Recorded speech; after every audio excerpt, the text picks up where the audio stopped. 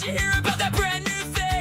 Everyone is already complaining. Hop in the chat, give us a shout. Wait till you see what Digger and Johnny are talking about. It's game over with Johnny and the Canuck. Laughing at a world that sort of sucks, so just forget the plan. It's game over, man. So sit in the chat, let's have a laugh. Hours planned are 3.5. Digger squirrels driving Johnny mad, reading chat backwards, making people laugh. Hey, who's yowling in the back? It's Al unloading on a dog's back. It's game over with Johnny and the Canuck. Laughing at a world that sort of sucks, so just forget the plan. It's game over, man.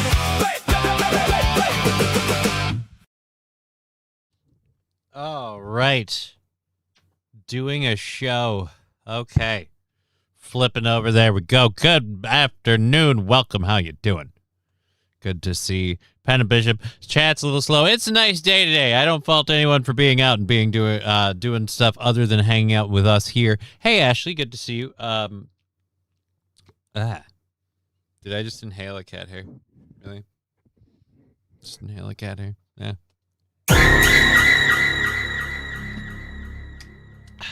Close. Close, Nucleatic Gaming. Close. I'll admit, missed it by that much. A little bit of a jump, but I had the bottle, so I was able to hold it pretty decently. I don't know if you noticed. I didn't really jump, but almost the water. Ooh. First for Tingly Tuesdays as well, Saffron. I don't hate that term, Tingly Tuesday. I mean, I'm tingly. My legs are tingly. My body's being shite, but what do you want? That's life. That's life. So they say. Eventually, you won't be able to move anyway. All right. There we go. Cripple, how's it going? Good show this morning. Yeah, I had fun. It was a lot of fun. I tried to take a nap right after the show, and it didn't go well. And I wish it had. I'd have more energy now. It's so hard to have energy lately, and I gotta hope that I'm gonna get on this new medication soon, and it's gonna mean something. Because why? We cut the weed down, all but out at this point, and we don't have a reason.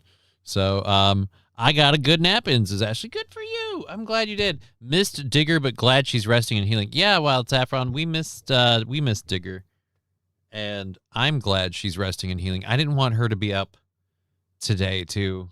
Take that down. That's a little high there.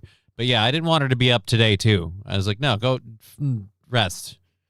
And she was like, yeah, you know what? I'm going to rest. She did say she would be in the chat. She did promise to be in the chat because she can't stand just laying there waiting to be better. Like, she's really holding herself in from not doing a lot of stuff.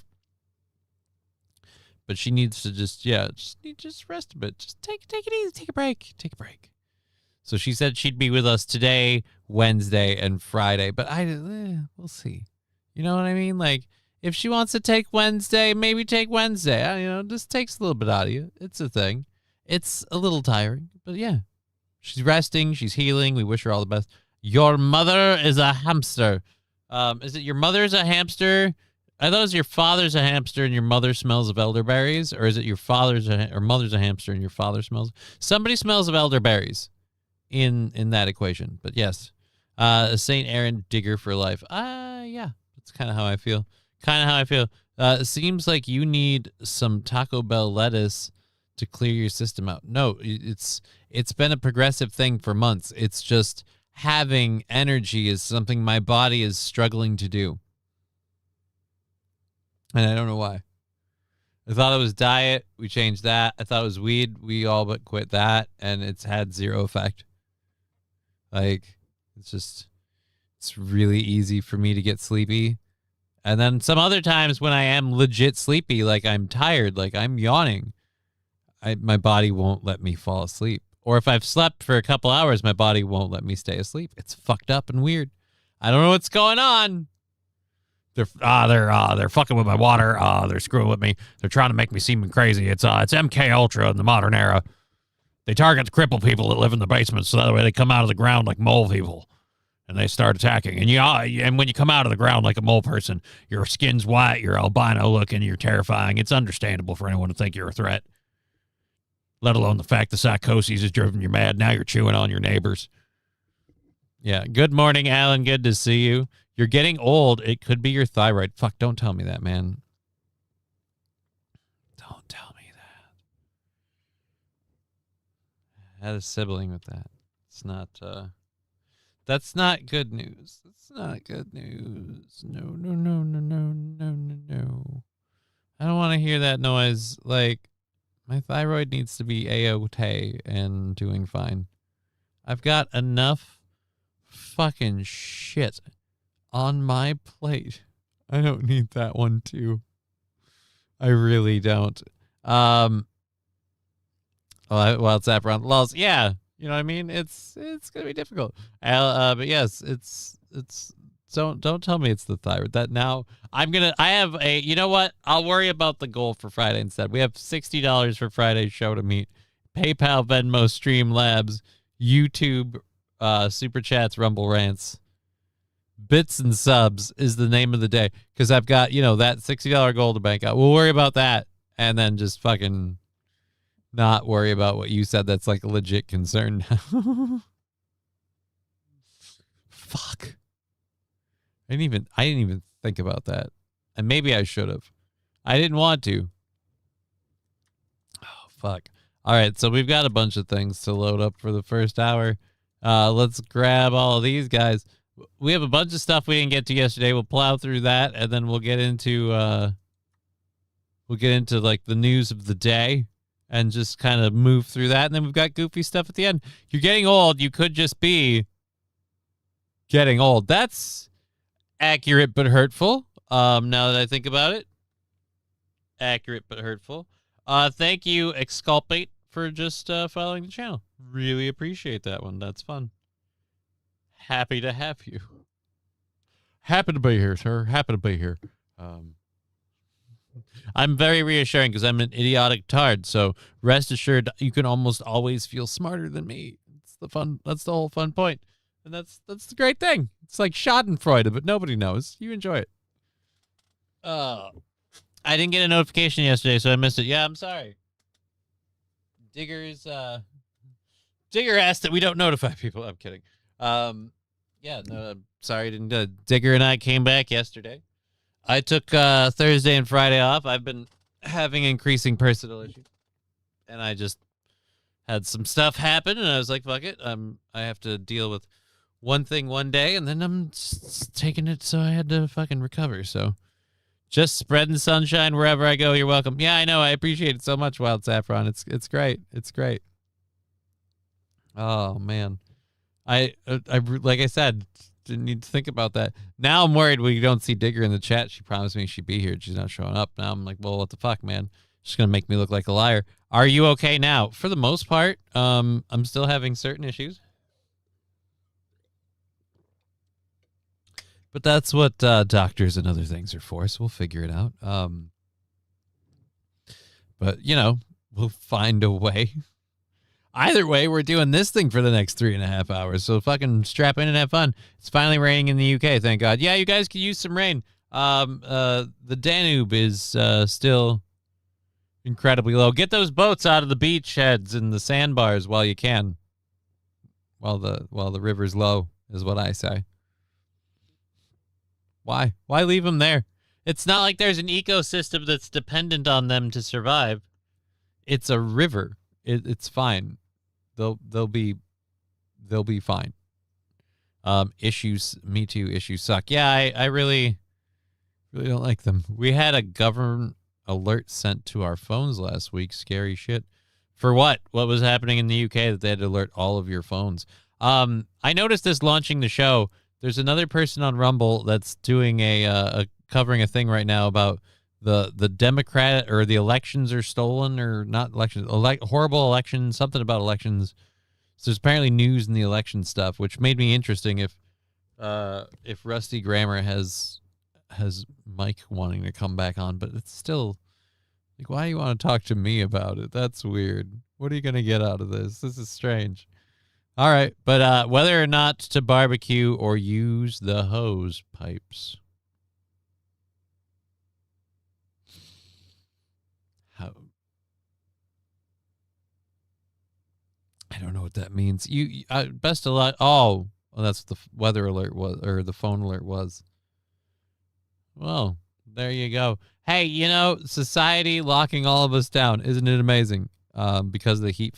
Yeah, dude. So you know what? That's the kind of thing that'll be handled in Massachusetts by the new, what was it? Heat resilience officer?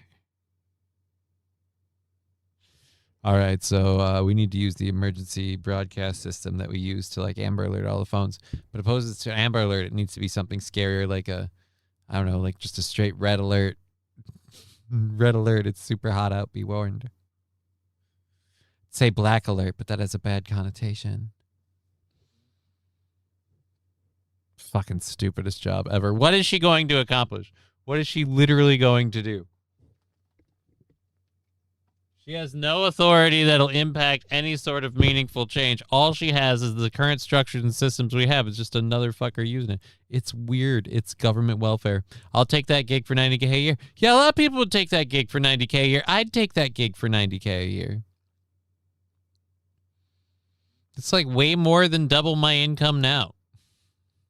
Way more.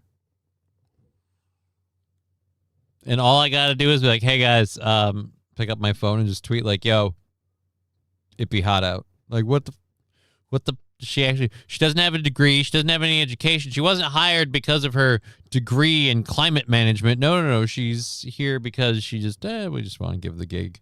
Want to give the lady a gig.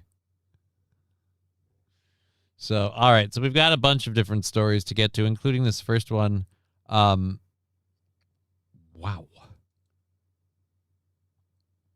I meant this more for when Digger was on the show. Reasonable doubt, like most defense attorneys do. It's one step at a time. Oh, that's live coverage, and I'm not covering that. Open image in new tab. We'll do it this way. So we've got a lovely Arizona couple that did a thing I didn't know you could do. But I want to know how much they had to do it to rack up the $6,000 that they made from their little endeavor. Yes, hey, Mr. Q, good to see you. Good afternoon, everyone. She makes more money than I do by a lot, says Brian. Right?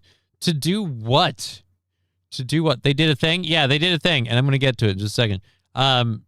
It's called a tease, St. Caesar. So, yes, she gets paid a lot more than a lot of people do. And again, to do what? To do what? All right, I'm not even saying this as any sort of insult to her. Someone explain to me what her job actually entails her actually doing. What is the pass or fail gradient for this gig? Like, didn't we already have ways to warn people it's hot out? Most people, granted there are a few rare medical exceptions, most people have a natural ingrained system in their body. They go into the sunlight and they go, oh, it's fucking hot. And then they go back inside. They open the door, they feel the air. And as you grow older, you get more accustomed to like the kind of hot that you're feeling. You're like, whoa. And you might say on a shaded porch, open it and feel a heat and be like, oh, that's hot. I bet it's really hot in the sun. And there are now these really lovely devices that every person has in case they're concerned that maybe it's hot. They have a phone. Almost always they have a smartphone. You're telling me they can't figure out whether or not it's warm. What does $90,000 a year to this lady accomplish at all in that mission? God, it's annoying. I shouldn't have gone on that. Somebody got me on that and I ranted. I'm sorry. Anyhow, so this is an Arizona couple we're talking about. And this Arizona couple that we're going to discuss. Woo. Woof. This Arizona couple has been arrested after stealing and selling over $6,000 in library books. How many books do you have to steal and sell to equal $6,000 out of the library? Like, no offense, nobody's paying a lot of money. You don't have a first edition just sitting on the shelves like, oh, well, There's our first edition Hemingway. You can check it out for a couple weeks, sure. Good Lord. Right? That's a lot of books, okay?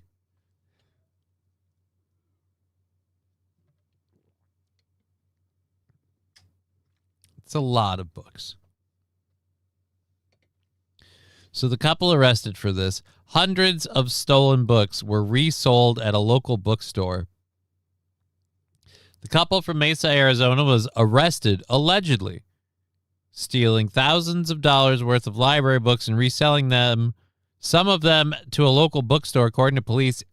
Ian Bartlett and Athena Bartlett, 36 and 33 respectively, checked out $6,200 worth of unreturned library books from the Mesa Public Library under 2 different accounts and resold hundreds of them, the Mesa Police Department said. The couple was arrested Monday at the Mesa Public Library after library staff observed the pair in the library and notified the police. Oh my God, so they got them while they were coming back.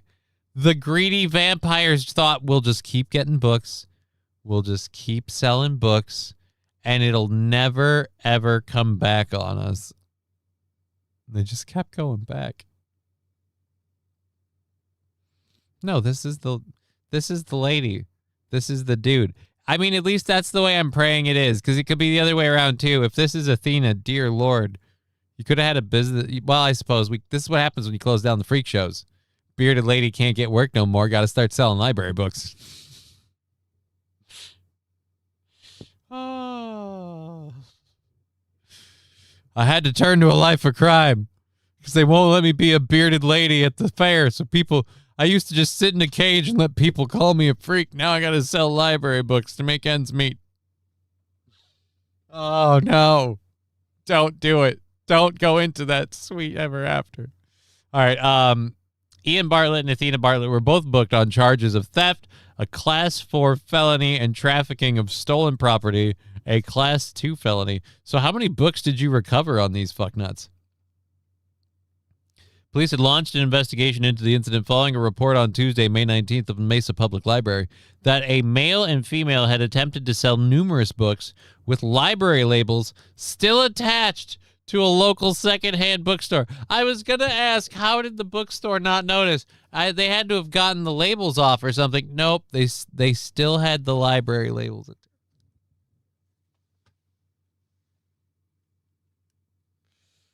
Oh, nobody will catch on to our gig.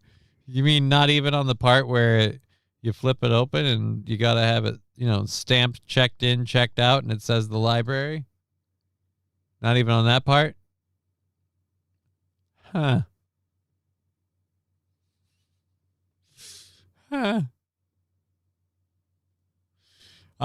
Neither of them look like they have any business being in a library. Right? It was so easy to spot this pair of hobbits, like, perusing the aisles. Like, you can't read. So, it's just...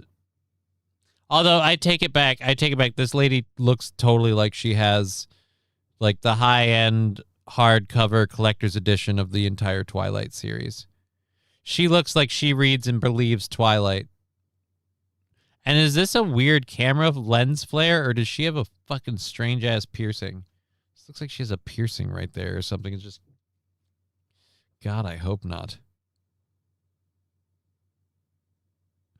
When a man loves a woman, they decide to what they do best. It means to do what they do best, steal books.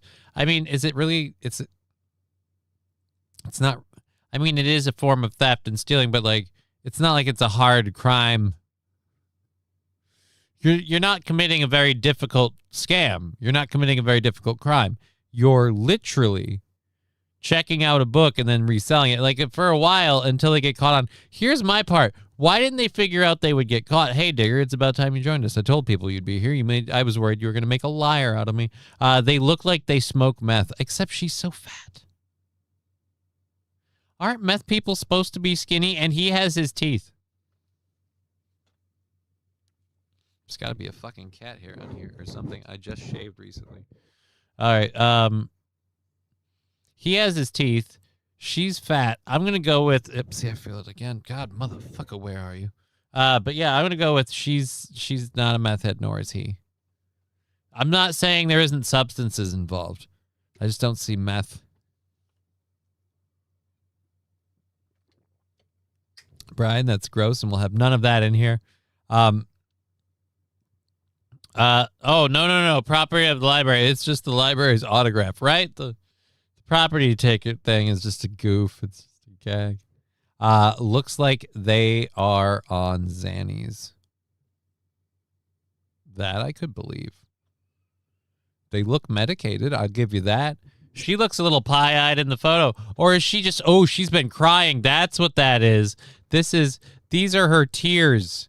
Her tears of guilt. She didn't realize that was ever going to come to an end. She thought it was going to be free ice cream sundaes forever. He looks like Jason Statham. Or, yeah, Jason Statham's like Alabama retarded cousin. He's Timu Statham. But I bet you if we zoom out, that's where the similarities end. Oh, dear Lord. I can't believe they went to Digger, you and others, anyone just joining us. We're talking about how this lovely couple decided that they would sell books from the Mesa, Arizona library. Mesa Public Library, excuse me. Mesa Public Library, I misspoke. They would sell books. They checked out books under 2 different accounts. I'm guessing one for each of them. I've got 2 book accounts, one for each of you. And they went out and sold the books, $6,000 worth of books that they took to resell. And they got caught, not because they were on the run, not because Bonnie and Clyde put up their best, but the law won, but because they went back to the library to get more books. Like, don't get me wrong, even in the days of, like, paper record keeping, if you've checked out hundreds of books, eventually it's going to catch up on you. Eventually they're going to be like, nah, you've rented out a lot of books, and we haven't seen any of them back yet, now that I think about it. Something smells fishy here. Let alone, forget the fact that in, like, the early 80s, maybe 90s for some places, if they're really behind the times, libraries started having computer digital record keeping where they could keep track of the books. They started getting the little scanners. Nowadays, I imagine they probably have the books microchipped. They have the book DNA registered with the police. They have a childhood photo of the book in case it ever goes missing. And you thought you could just keep stealing them. You could just keep taking the books. I love that they got arrested when they went back to the library to get more books. Nobody will ever know what we've done. Do they get banned from the prison reading program? Are they allowed to access the prison library when they're inside, or are people worried they're stealing the books for nefarious reasons there too? Imagine the overdue book fees. Well, at this point, those fees are just going to keep on ringing. Digger. Well, it worked the first time, except that's the hilarious part. It kind of did, but then it didn't, though. The problem is, after a bookstore shared the incident with the Mesa Public Library staff, they were determined that the books had been checked out by Ian Butler, whose library account had been blocked after approximately $1,565 worth of books were not returned, according to police. Investigators discovered that a second library account was opened under Ian Bartlett's name, which had 66 outstanding books, 19 of which were recovered at the bookstore, according to police. So literally, they just kept selling stolen property until one of the stores reported it. How many bookstores took these books and just turned a blind eye? Ah, shit. This is out of a library. Scrape the tag. We're moving on.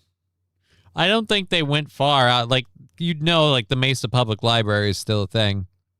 It's not like you'd be like, oh, I guess the library is defunct, and they just ended up with the book. Like, no, that's not what happened here. Investigators learned that Athena Bartlett had completed 5 transactions at the bookstore involving 423 books between Thursday, May 7th and Thursday, May 14th. So they sold 423 books in a week? Holy shit! Don't tell the publicists. They'll be like, hey, we need this person. Help us move some weight. Johnny, they trade in the books for ciggies and food. Maybe. This needs the Netflix documentary. So you stole your first book. What was it like in end credits? I don't. Saint Caesar, no idea what we're talking about. I'm glad everybody's doing well. What's going on over here in the Rumble chat before we miss anything? Spreading sunshine. They definitely drink Pabst Blue Ribbon like that South Park episode. Probably. I can see this guy has some Neanderthal ancestors, like Jason Statham. Peyote, they will claim 198th Apache. Interesting theory, Alan. I mean, let's hope it works out for him. Remember that. Wow. That's some crazy shit. I need to go to, she told a pretty big interview a couple months ago. I'll give you that. But that'll be like, that's why they killed Hayden Panettiere. So I'm not going to get on that rabbit hole while you guys over there in the Rumble chat are doing that. I'm not getting on that rabbit hole. There's something, there's a there, but I'm on this at the moment, and I don't want to come back to this. This is like a meal that I'm being forced to eat out of politeness. I'm getting this done and then never coming back. I don't want to return. Brian, hey now, I drink PBR. I'm not lagging. Good to hear you. Keeps lagging, buffering. Some people have had that issue, especially overseas. I'm sorry if that's you. I apologize. I don't know what I can do about that, in all honesty. Investigators learned that Tina Bartlett had completed 5 transactions, blah, blah, blah. Detectives are continuing to investigate the incident. Authorities said they believe there are still numerous uncovered Mesa Public Library books involved in the case. Anyone believes they unknowingly purchased... How do you not know? There's labels on the inside cover of the book. You're going to inspect the book for its integrity. You're going to look at this. You're gonna know. Contact the Mesa Public Police Department so detectives can determine which books were involved in the incident. Yeah. Here's a safe bet on which books were involved in any book that these two chuckleheads checked out.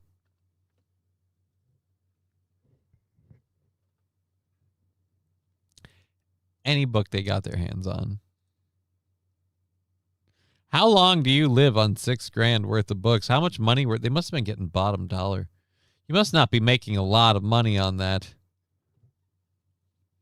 Seems like it'd be creepy. Like to survive that way. Like, hey, I'm just going to steal books from the library and resell them. Like, you're going to feel like a piece of shit. There's absolutely a paper trail every which way. You're going to stand out. If this was a thing that was really lucrative and people could get away with, a lot of people would do it. So I'm going to go ahead and file that one under, yeah, you're not going to make it very long. I'm guessing that they stole the books you can buy on Amazon brand new. Okay, done. Let's see how it goes. Best of luck to you, Alan. I'm sorry if it lags. I don't know what else I can do. I'm hanging steady on the KBS and everything, so by all accounts, our upload speed is good, and we're doing well. But you know what? Let's check over on YouTube. Go to live. Oh, no, we are live. Oh, we are literally live to the second. We're not lagged out at all. I'm not lagged out or buffering or anything. So there we go. Interesting. All right, so best of luck. All right, weird side chats in one chat, other chats in another chat. It's all over the place. Oh my God, it's crazy. So yeah, I had intended that because Digger's big into books. I'd intended that to be a story we did yesterday with Digger here because I wanted to know her thoughts on that. And again, what public library has books that are worth that much? It has to be a shit ton of books. Well, like I said, There's almost 500 books in 1 week. Oh, Jesus. Anyways, so yeah, those people are creepy, and they got caught for that. Police launched an investigation. Oh, so this is just more of what we said about everything. Okay, so we're done. See you later. I've got this next one, which creeps me out. I played football for a year in high school, and this is one of my things where, like, Australia is one of these countries and places, anywhere that you can have a snake, a poisonous snake, more importantly, a poisonous snake inside your helmet. I'm like, that's not a place to live. Let's not. I don't want, this is bad. We'll catch up with the chat here quick before we're done. Alan, let us know if you're still lagging, buddy. If you have a single edition or a first edition of some books, it might be worth a bunch of money, though. But that's what I was saying. Like, is the library going to have first editions? Like, really? And they're going to check them out? Like, it's crap like this that'll lead to them being like, the books can't leave the premises. Why? Because you fucking heathens don't return them. We can't let you borrow the books because borrow implies return, and you guys don't do that. Well, it's Saffron. I just climbed out of the rabbit hole. They dragged me back in. Interesting. Lab Glass calling it Come As You Are Tuesday. I mean, in a weird way. I didn't have a lot of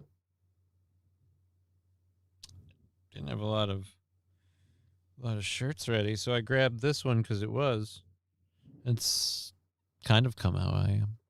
But I am also a huge fan of shit. Invader Zim. God, I can't remember the name. Kurt, why is there bacon in the fuck it. Anyways, it's okay. I went out of the stream. It's okay now. I went out of the stream. All right, there you go. Glad to hear that it's all good for you. So, hi, Labby. Welcome to Lab Glass. Your Rumble chat you're chilling in has got some interesting theories and opinions. We just covered a couple from Arizona that were stealing $6,000 worth of library books to sell them to bookstores, and they got arrested when they went back after their $6,000 worth of books they've checked out attempting to sell. They went back to the fucking library to check out more books. Of all the places to go. Anyhow, and now we're going into our next story, which is very, very scary out of Arkansas. I don't know how old, a teenager in high school was like playing football, and they found there was a snake in the helmet. If what I was told is correct, a venomous snake that refused to leave the fucking helmet. I see him. He's right there. See his head? To the right of my, that's where the bubble. See, that's his head. Oh, there's his tongue. I did. Can you not get to him? There you go. Pull his ass out. I see him. He's right there. See his head? To the right of my, that's where the bubble. See, that's his head. In the player's fucking helmet, man. Dear Lord. You're so lucky you don't get dead when that happens. Although I suppose the snake doesn't have a lot of room to strike at you. But still. Right where the bubbles. Oh, there's his tongue. I did. Can you not get to him? There you go. Pull his ass out. I see him. Fuck. I'd never, ever trust my helmet being left out again. I'd have to have like a bag or a case to keep it in. And people be like, why? Because last time it was left unattended, a poisonous snake climbed in it. That's why. That's why. Snake just wanted a little head. Got a really big head instead. At least by comparison. Dear Lord. All right, close you. So yes, the football player found a 2-foot-long cottonmouth sitting inside his helmet. Oh. Cottonmouths aren't the ones with the rattles, are they?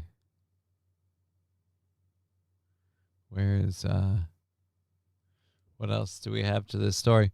The pit viper was hanging out in the helmet. Oh dear Lord. A high school player in Arkansas practiced, oh my God, for over an hour before coming to a coach complaining about odd movement in his helmet. When they took the helmet off, they found a 2-foot-long cottonmouth wrapped around inside the padding. He wore it for over an hour. Apparently, the Viper was so content hanging out in the hot, sweaty helmet, the police officer just had to fill the headgear with water to get it out. Once they got the deadly snake out, officers released it into the woods nearby. The player wore the helmet for nearly an hour and was fortunate he wasn't bitten. Yeah, for an hour? You're wearing a football helmet with a cottonmouth in it for an hour. Forget just the snake gets rattled by the person in there and decides to bite. The whole taking hits, getting hit by people, sudden abrupt shakes. Really? He played for an hour while wearing the snake helmet, Digger. An hour.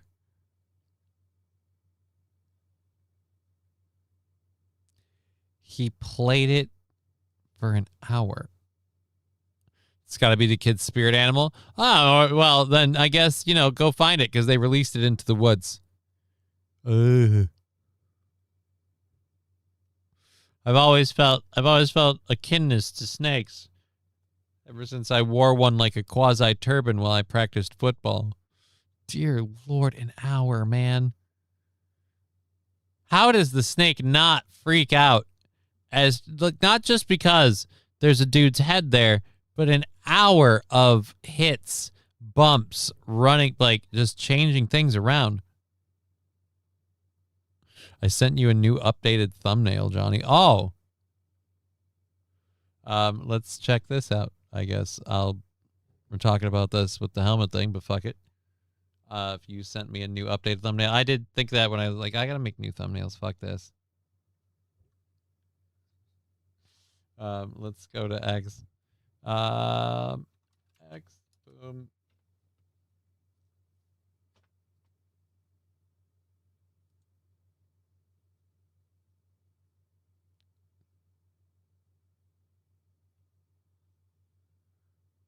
Okay. That's a really nice thumbnail.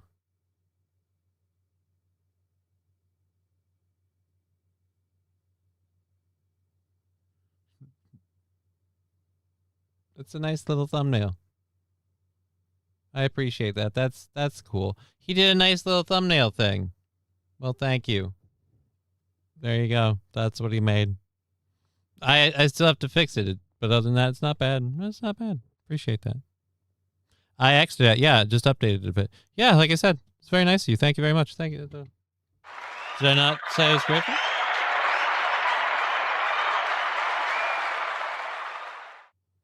So, nice/gay just because. Well, thank you for the new updated thumbnail. I appreciate that. I appreciate that very, very much. Digger says I like it. There you go. There you go. We say thank you. A 2-foot snake, how could he play with it in the helmet? Was it a bobblehead helmet? Shouldn't have had any room in it.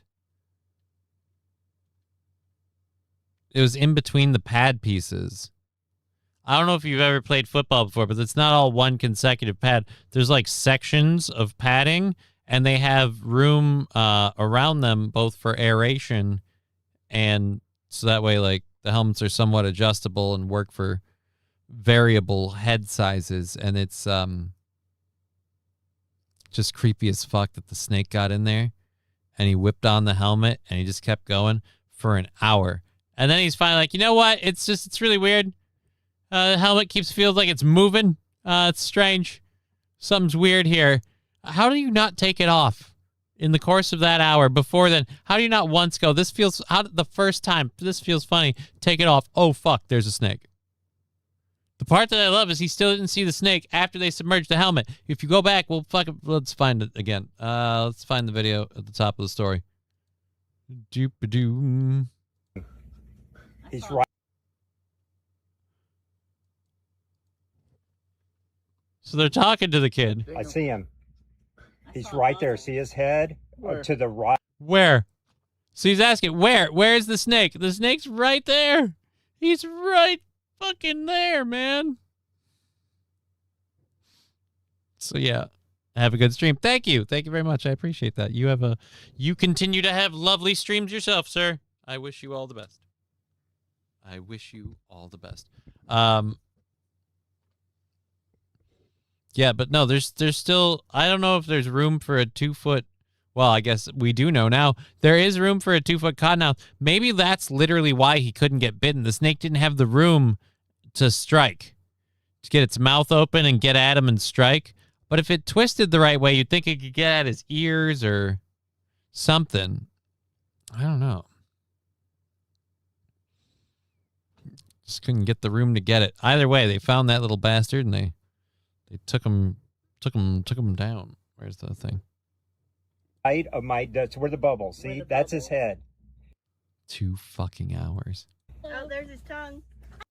See, like the padding has segments, and the snake was coiled around and under some of those segments. So there's like a neck brace part that's stapled into the back that comes along the bottom, and the snake is squeezed under that. Oh, no wonder you couldn't directly feel it. He was getting under a lot of these pad pieces. Because a lot of these are either Velcroed in or loosely adhered so that way they can be removed if like smaller pads or larger pads are needed. Because again, it's interchangeable. God. Kid's got a nickname now, Snake. I feel like, yeah, if he was a quarterback, he's officially the Cottonmouth. Like, I don't know, you gotta... Just,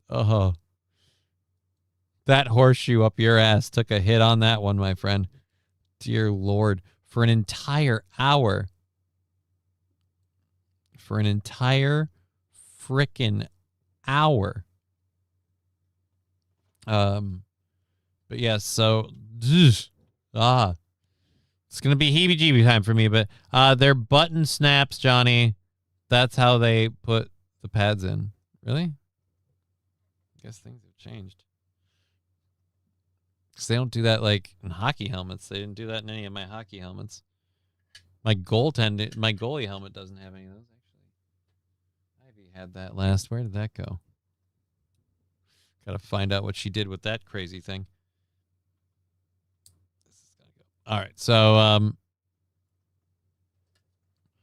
what song is that? Which one? What are we talking about? Oh, Wild Saffron. I don't like spiders and snakes, and that ain't what it takes to love me like I want to be loved by you. I do not remember that song either. Yeah, I'm gonna file that under I don't remember that song. That's a lot of qualifiers. Just to be like, I don't like spiders and snakes, and that ain't what it takes. What do you mean is that ain't what it takes? You mean liking them isn't what it takes? Or not liking them isn't what it takes? So this is an Arby's. So we can't really do that. All right. We've got a couple of these videos now. Open link in new tab. And open link in new tab. Now this is a big deal for weapon owners, law-abiding gun owners.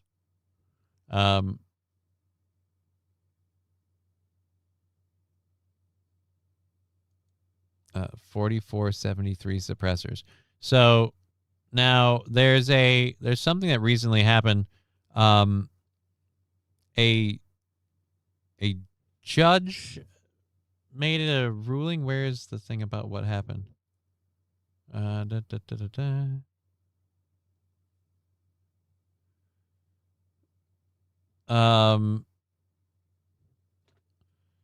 order to purchase a device that constitutes extensive regulations meant to curb the Second Amendment, disarm American citizens and the government. They made up the suppressors extremely expensive and ridiculous and massive red tape.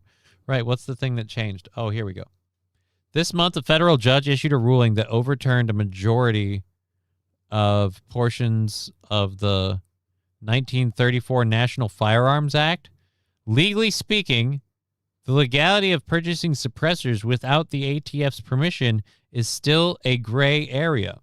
Only customers or members of the plaintiffs in the case, including Silencer Shop, Silencer Central, and Palmetto State Armory, B&T USA, and Gun Owners of America, are allowed to skip the tax stamp process. Oh, so it's just for them? Well, that sucks. I thought this was a thing going all over the place. So people are able to buy suppressors without the tax stamp, without the... Like, these dudes are just happy to do it without telling the government whether or not you have a suppressor. Oh, thank you. First customer. Well, that was the goal. Awesome. His goal was to be the first customer buying a silencer?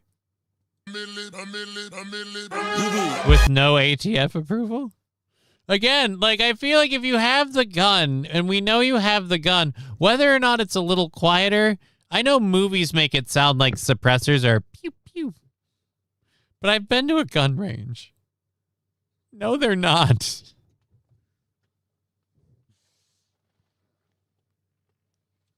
Unless you're shooting like a 22, it really isn't taking the bark out of that dog. It's just bringing it down a bit. Has he been arrested yet? A bit sus, says St. Caesar. No, like I just said, there's a lawsuit that happened recently in which a federal judge issued a ruling that overturned major portions of the 1934 National Firearms Act. But the only people who are able to squeak by this tax exempt status are the tax stamp exempt status are the plaintiffs in the case at the moment. It could open up like Pandora's box. I'm sure there'll be more cases and stuff that'll spread it out. But right now, only customers or members of the plaintiffs in the case, which includes Silencer Shop, Silencer Central, Palmetto State Armory, B&T USA, and Gun Owners of America. If you're a member of any of those groups or you shop at any of those stores, you can currently take advantage of this. St. Aaron. What? Movies lie? I'm shocked, right? Movies fucking lie.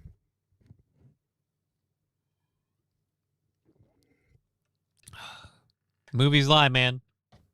It's because movies lie that I thought I could defuse that IED. Just cut the red wire. It's that simple. Wait till it gets close to 0 and cut the red wire. You got to get as close to 1 as possible. That's the game, right? Yep. Nope. Turns out red wire wasn't the one. Waited too long. Never going to walk again. And that's why. Get your silencer before the deer gets his. It's just, again, I'm all for these people and like bravo to them. I don't think the government needs to tax you up, down, left, right, and sideways. And the silencers is one of those where it's like you've already paid tax to have the gun. You already pay sales tax. You've got to have licenses and all this stuff. The government's gotten their fucking blood out of you for this to own a firearm and just this one firearm. Mind you, you go through a lot of these processes over and over again if you have multiple firearms. So, and now you got to pay tax stamps on them. You got to pay tax stamps on the suppressors too. And it's not like the suppressors are a dangerous thing. They don't make the gun any more, or, well, I guess in some cases they make them a little less lethal. Not really, but they do mute the bullets a bit, but they don't mute the sound. It just brings it down a couple notches. You know what it is? People in the nearby vicinity's ears aren't going to be bleeding. Vasectomy. Oops, I cut the blue wire. Wrong one. Wrong one, St. Aaron. Wrong one. Oh, Wild Saffron letting you know what song it is. It's from Jim Stafford. Fuck. Jim Stafford from like the 1970s. Sounds like people need to file a class action lawsuit.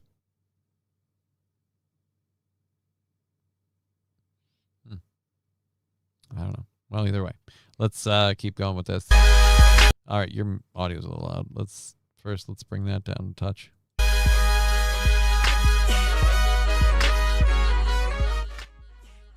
So, silencer central.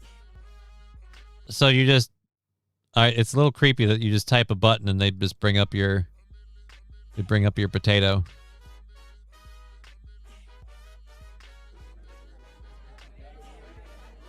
Although I suppose they were planning a lot of people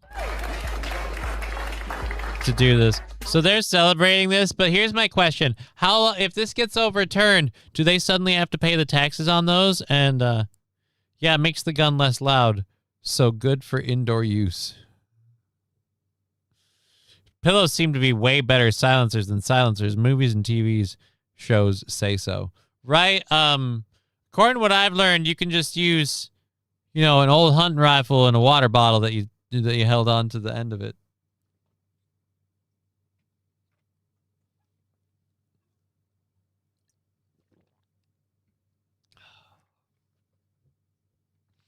But this is the thing. They're celebrating. Good for them. Lots of, I'm sure these are all illegal gun owners, every one of them. That's the fun part too. We're going after legal gun owners for all this stuff. We're nickel-diming them, but it's not like the illegal people won't get their hands on this stuff one way or another. They'll steal it. They'll do whatever. My last comment is faded out. Weird. What? I'm sorry. I can see it. It's just we don't have rumble on the screen. Oil filter for the win. Now that's a suppressor. You only get one shot, though. They would need to pay for the tax stamp. Retroactive taxation isn't legal. So buying it now, the government, if the government somehow puts the squeeze on this thing, it'll be of that date. So everyone that scores this now scores it for good. That's nice. Unless they somehow change the rules to make retroactive taxation legal. I know California would certainly love that to be a thing. California wants to retroactively tax people that left.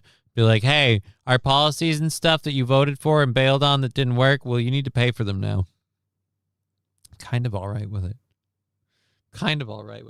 Here's where I'm not all right with it. If you were against what they were doing from Jump Street and then you left just because they were doing what you didn't want them to do, and you said, I'm against it, and I'm out.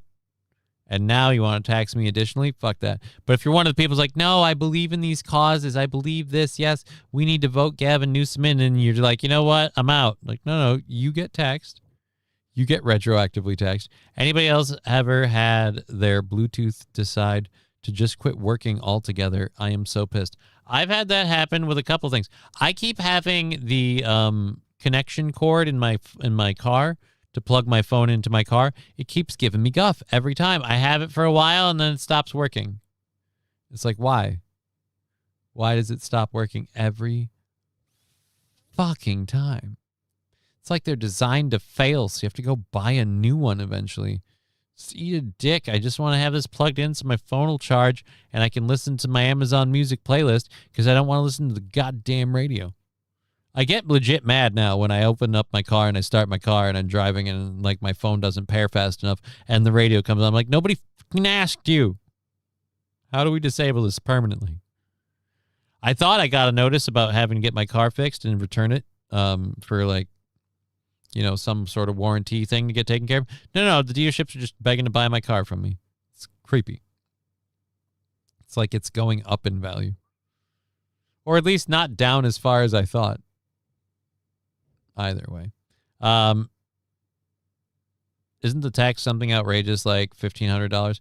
I don't think it's that outrageous, but it is hundreds of dollars and it is excessive. It's it's gross the amount of taxation you pay on this. So I can understand a lot of people celebrating when this stuff is that heavily taxed. Where do we have the information on the levels of taxation?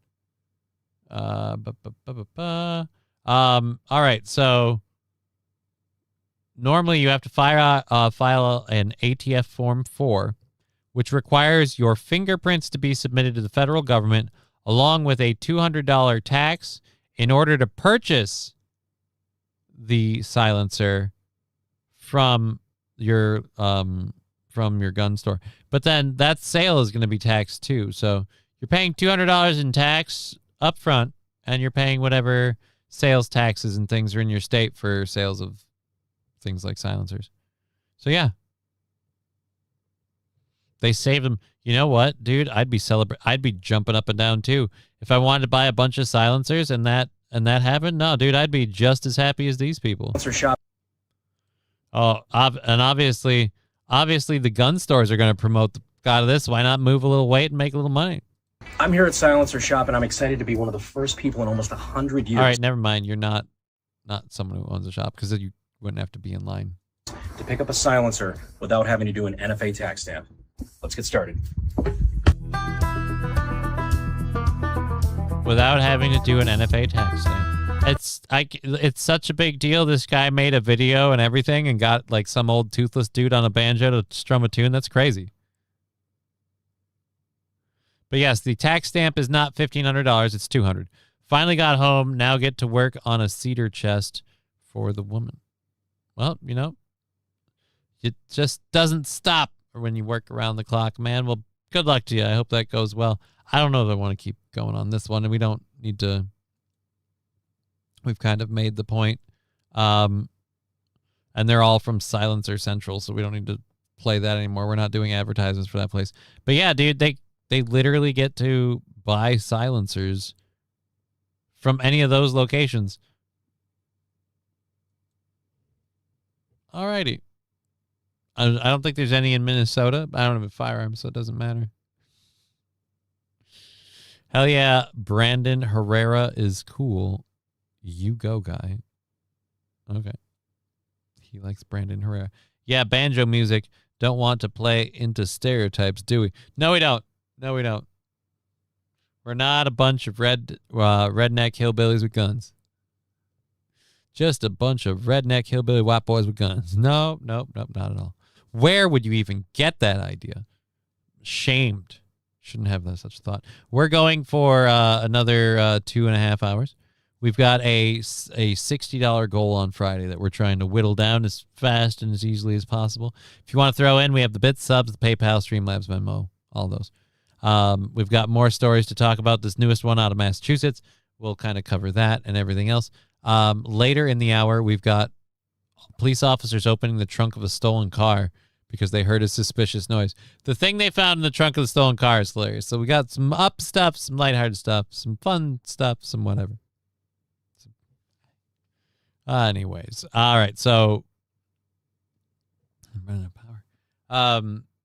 Attorney for Lawrence, which is a city in Massachusetts. I just found this out when I grabbed this story. I didn't know this. Apparently, the attorney for Lawrence, Massachusetts, doesn't speak English.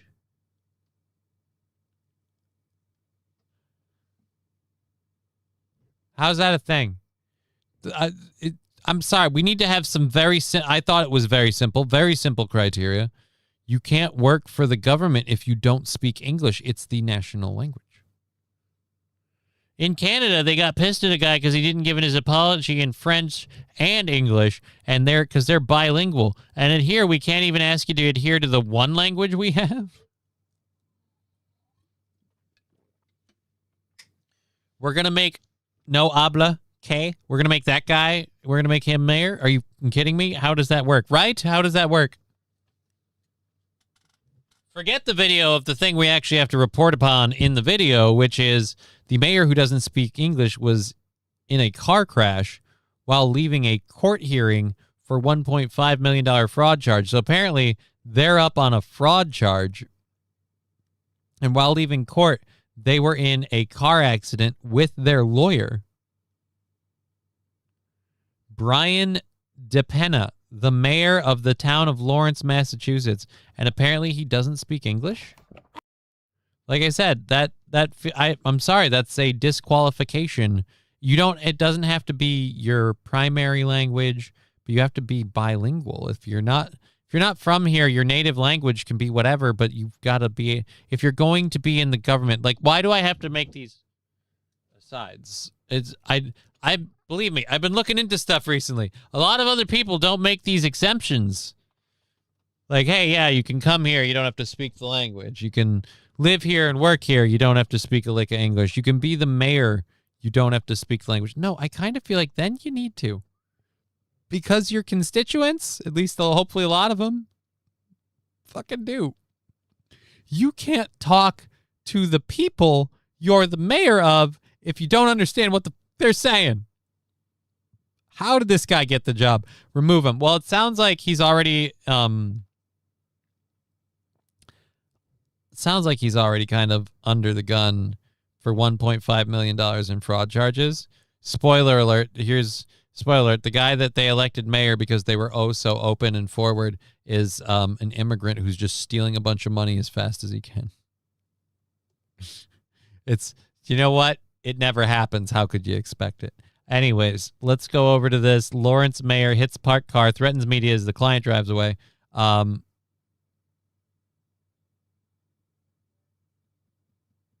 Again, why is the media the bad guy? You're the piece of shit. Don't speak for your client. The lawyer for Lawrence, the attorney for the Lawrence mayor speaks English. The Lawrence mayor doesn't speak English. I don't think you have to pass the bar to be mayor. Last I knew. Anything to say to the people of Lawrence? Adiós, mi gente. Dios le bendiga. Do you plan to resign, sir? No comment. He does not. Nothing. Okay, so never mind. He was the one who hit somebody with his car. He got in the car crash, and now the lawyer's just taking him out of here. That's it? Hey guys, listen. If it's gonna be like this, you're not gonna happen. Whoa. Hey, whoa. Is that a threat from Casa? Hey, Casa, is that a threat?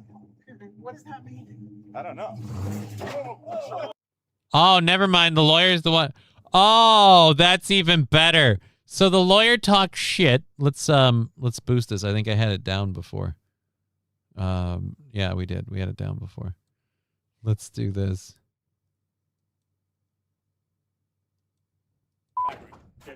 All right. So, what is it? They're trying to ask again. They're trying to ask the mayor who does not speak English. They're trying to ask him questions. You're not gonna happen. If it's gonna be like this, you're not gonna be happy with the shit I bring. I don't know what this word is, but whatever he said that he brings. Whoa. Big bad guy in his Dodge Challenger here. Hey, Casa, is that a threat? What does that mean? I don't know. And he just drove right into the person in front of him. Let me tell you, you want to mess with my client, I don't screw around. Dude, the car was parked. It was right in front of you. St. Caesar. Whoa, bloody strong language. Yeah. Too bad he immediately hit a parked car. The shitstorm I bring? Maybe he said shitstorm? But why would they bleep out storm? Hey, get out of here. He just ran into that car. You better not drive away. Call a lawyer. I'm the security. Stop. Wait, listen, look at what's going on here. Yes, get your ass down. I'm gonna go through and stop. Stop. Let me get out of this parking lot. All right, Mayor, any final comments? I'm going to go through and stop. You're not going to stop. Oh, my God. Dude. You know what you should have done? Just keep your cool. The mayor who doesn't speak English, he's doing fine. He doesn't know what the hell these people are saying to him. You just Oh my God, dude. Karma like slapped you straight across the face for peacocking up to the news and being like, you're not going to like the I bring. You know, they say all things are created equal, but you look at the lawyer and the size of his brain and you can see that statement is not true. I don't,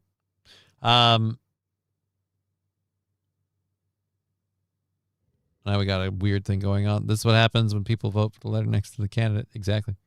Loris, Massachusetts, it's a shithole. It's all Dominicans and Puerto Ricans. Well, then I guess they at least speak Spanish, so maybe that's how he got elected.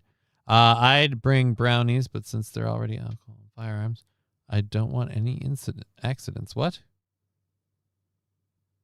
What are we talking about? Alcohol and firearms now? You guys are getting up to some shit.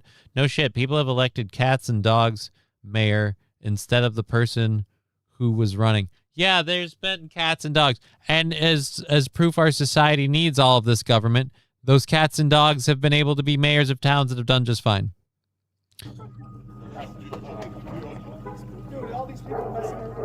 Uh-oh. I'm the security here. Security test. No, that's good. Yeah, dude, are you gonna get a hold of the person who you just rear-ended, or are you taking pictures for your own personal reasons?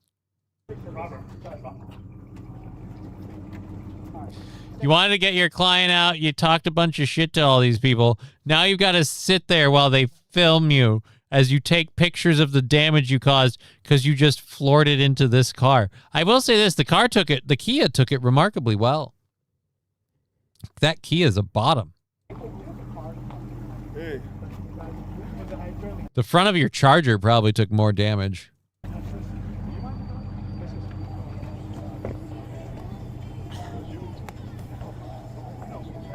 Enough of this. Who cares? I don't care about the mayor anymore. Show me what he did to the front of his car. Yo, excuse me, guys. Guys, what I'm saying is I'm going to have bodyguards because look how outrageous this is.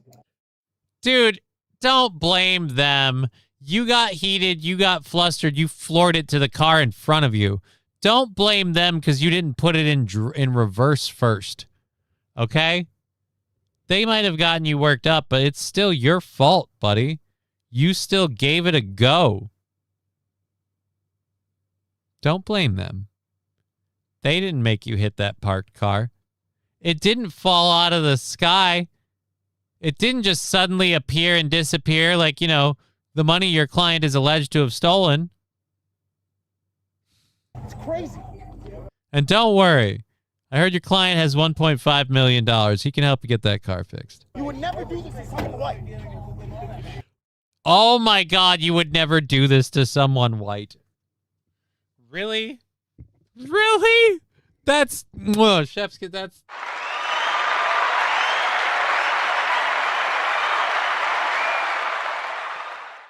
they would totally do it to someone white. The difference is someone white probably wouldn't get caught this quickly. That's about the only difference. Someone white would have underlings. Someone white would have bodyguards. Someone white would have a better lawyer.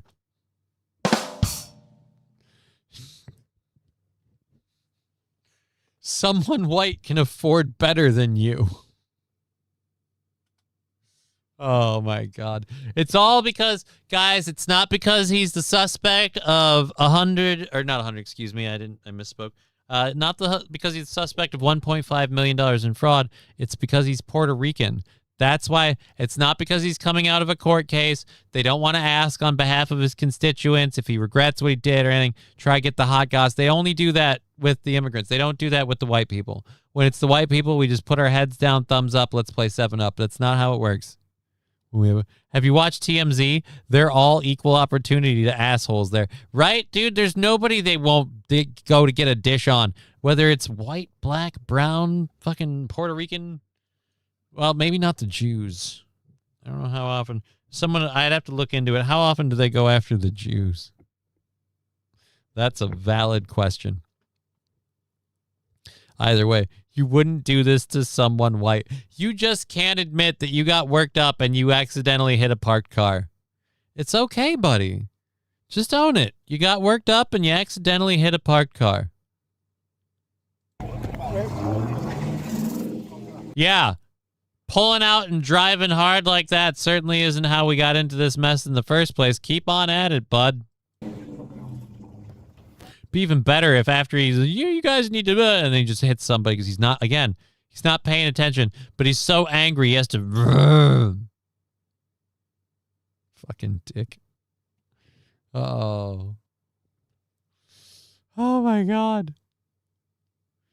Oh boy. He left them a note. Hit your car. Here's my number. I'll pay for the damages. I bet he wants to avoid going and taking this in and reporting it as much as he can.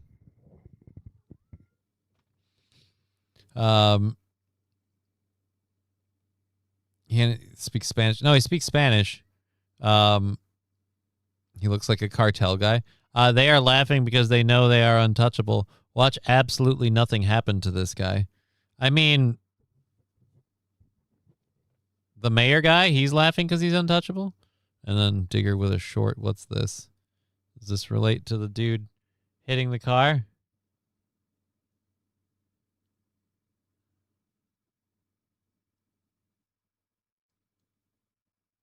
I don't know what this is about.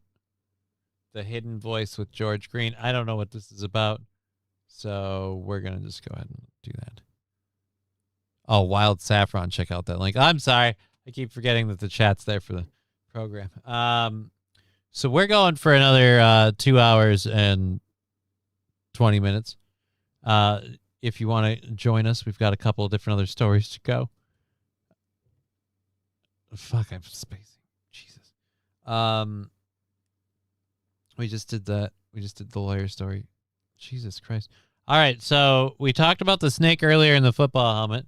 Now we're going to fishing, where apparently a Filipino fisherman reeled in an octopus, and I gotta say, the octopus fought back.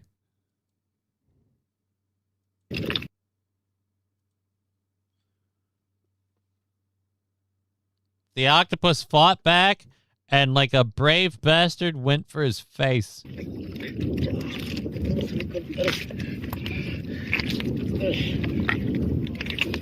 It just keeps climbing around. Just put it back in the water.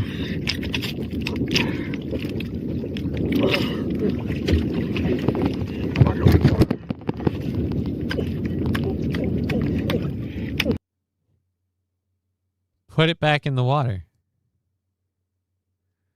Do you realize this wouldn't have happened if you weren't trying to eat him? Dude, this octopus is gonna win! Somebody get the Rocky theme. The dude's bashing it with a pipe. He's all but given up.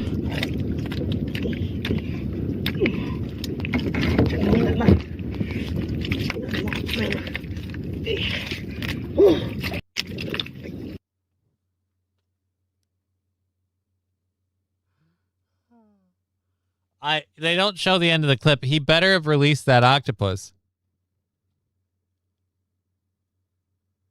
What? I think he means porno. And again, it's not Japanese. It's a Filipino fisherman fighting an octopus attached to his face.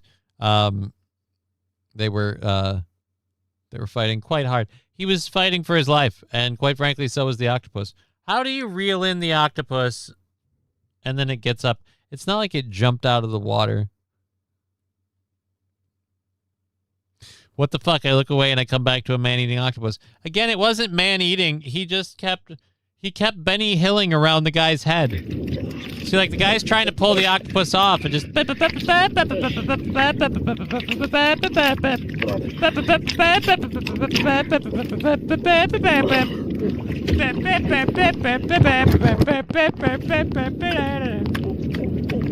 not, again, it's not... And even still, it's fighting. I'm for this, man. Like, most fish don't win. You know what I mean? Fishing's a game of once you get them to bite, once you get them on the line, a lot of times, as long as you play it cool, you got your fish. These motherfuckers. I didn't realize they go fucking street level. You're going to eat me? I'm going to eat you first. Let's see who swallows who first.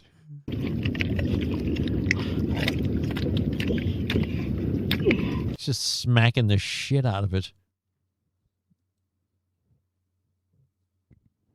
I think the mayor speaks English, but just pretends not to, so he doesn't have to speak to press unless it's a hot Telemundo girl. Smart. That's not a bad. That's not a bad. That is smart. This state also elected a 19-year-old mayor of a town, laughing my fucking ass off. All right, so they're on par for electing batshit idiot neighbors. He got accused to corruption and fraud, but likely because he didn't know what the fuck he was doing. So did others use him to get that corruption and fraud? Interesting. Is he tarded? Dude, he's not tarded. He's losing a battle with the octopus.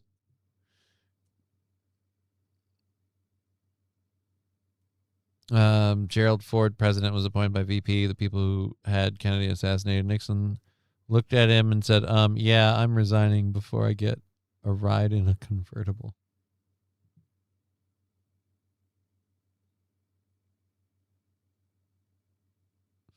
Yeah, I get what you mean. Be next in line otherwise. Sounds like the creepiest porno. Yeah, dude, the octopus and the dude whose face swallows the other one first.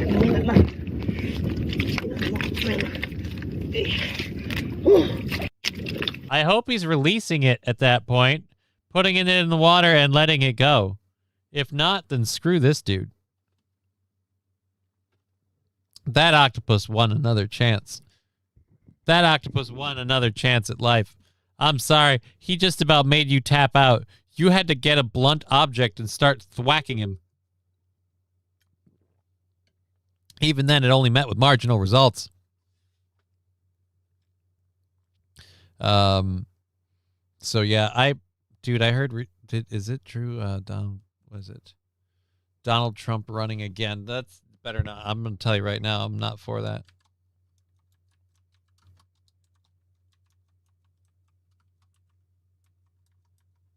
Donald Trump running for a third term.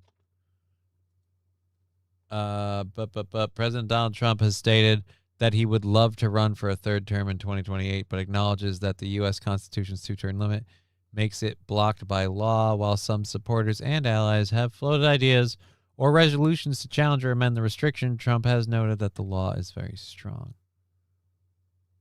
So he better not. But this was July 2024. Yeah, someone was saying, he better not. So yeah, that guy isn't retarded. He just lost a fight to an octopus. There's nothing retarded about that. An octopus is a intelligent animal with a lot of suckers, including the one it was clinging to. Gerald Ford was on the Warren Commission. So yeah, all right.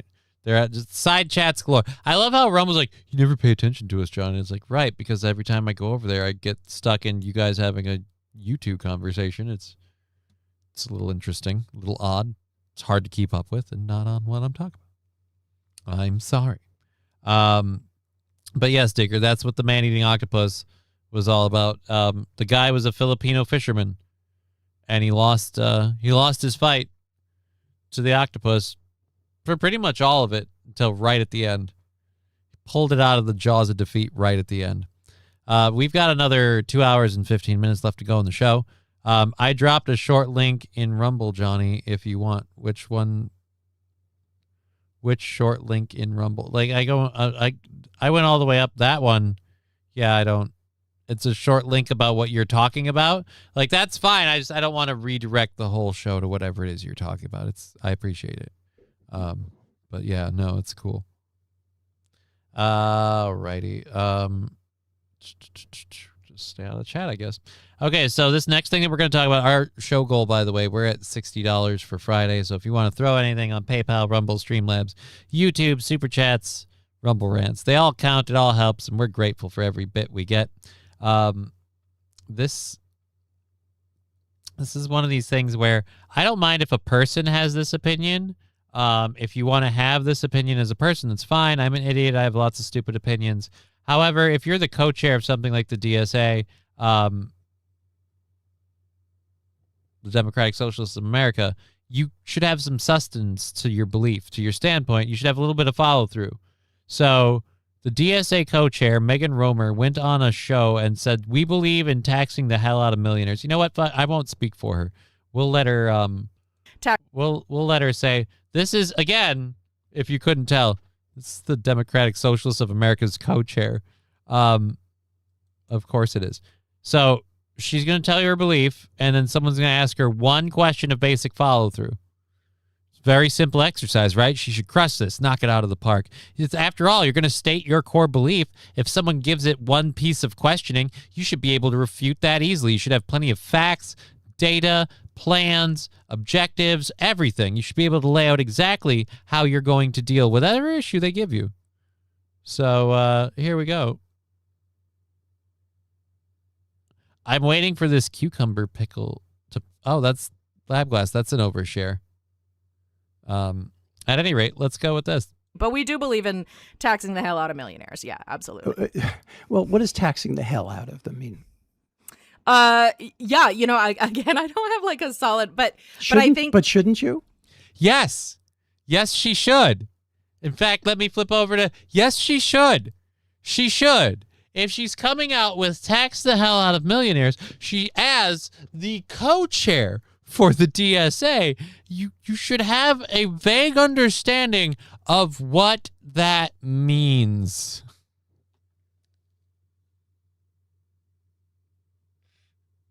You should have an idea of how you're going to implement it. Say, we want to move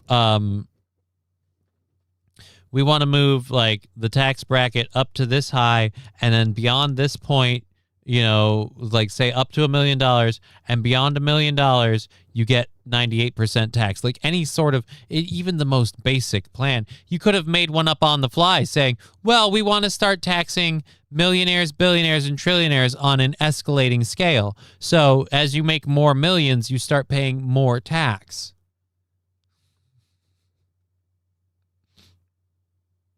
Not just, well, we want to tax the hell out of millionaires. We just want to tax the hell out of them. I mean, if you're the co-chair, if you're the that's no. You don't. No. He's about to say what I'm going to say. If you're the co-chair of the DSA, that's a good question. Is not a suitable answer when you ask, what does tax the hell out of millionaires mean? What does your weird, like, talking point ideal in the wind, what does that equal when materialized in reality? That's a very, very simple question. Again, any number of vague ways of handling it you could have laid out. And she's, that's a good question. These people, she looks like a socialist. She is. She's the co-chair of the Democratic Socialists of America. And again, this is a very basic question he asked. What does taxing the hell out of them mean? She doesn't have any idea. She doesn't have any price point. She doesn't have any amount of income that she wants to be like, well, at this point, we're going to ask you to pay 15% tax. But when you get up to, say, $1 million, we're going to start getting closer to 50% tax. Once you get over $50 million, we start getting to, say, 74% tax. And then once you're at, say, $100 million, we start moving up to a 98% tax scale. Now, I have no idea if that's a great way to tax people or not. But I, the crippled, retarded person who does this shit out of my basement because it's all I can get through the day, I pulled that out of my ass right now. You're the co-chair of the DSA. You're supposed to be smarter than me. Co-chair of the DSA, shouldn't you be more specific than just taxing the hell out of something? What exactly do you mean? So again, it's democracy, right? And we have to look at what we need. No. So again, he asked you a question. What does that mean? It doesn't mean it's democracy. No, you said, look, it's democracy didn't need to be consolidated or brought in on taxing the hell out of millionaires. You had no problem saying that. How are you going to do it is a very logical follow-through question. And if you haven't given any thought to how you're going to do it, stop saying you want to do it. Because you clearly don't know how to pull it off. Spend and what we need. We don't want to depend on the existence of millionaires because that means people are still getting exploited. So yeah. So you want them what? You want to force them to give their money to other... We don't want people to depend on the existence of millionaires because that means people are being exploited.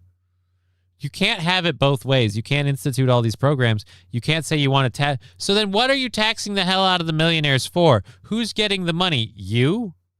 If the money is going to the people are now dependent on the millionaires. Your socialist system doesn't work without a pay daddy. Your system doesn't work without those millionaires. And yeah, the people at the bottom are still going to need those millionaires. I don't know that they're being exploited. If you're taxing the hell out of millionaires and you're giving them like basic living wage and all this other shit, and people have money and don't have to work, I feel like some of them are going to be like, yeah, exploit me harder, daddy. I don't think it's going to be that bad. I don't think they're going to be quite exploited. But again, you can't tax the hell out of them and then simultaneously say, but we don't want people dependent on millionaires. So you just want them to not exist? So money isn't a thing? We're going to start trading buffalo chips now? How is this lady in charge? We need to look at what we need to pay for in the interim, what sort of tax base we need for that to happen, and then and build from there. But we do believe in taxing them. And build from there. So you want to come up with all the wackadoo shit you want to do. Then you want to justify how you want to pay for it. Then you want to tax people based according to that. And the richest people pay the most first. Interesting. That doesn't sound like socialism. That sounds like just one fat, crazy lady's weird idea. Let me double check. One fat, crazy lady's weird idea? Yep. Yeah, it was. Yes, it was. So, alrighty. Well, I don't live in a democracy.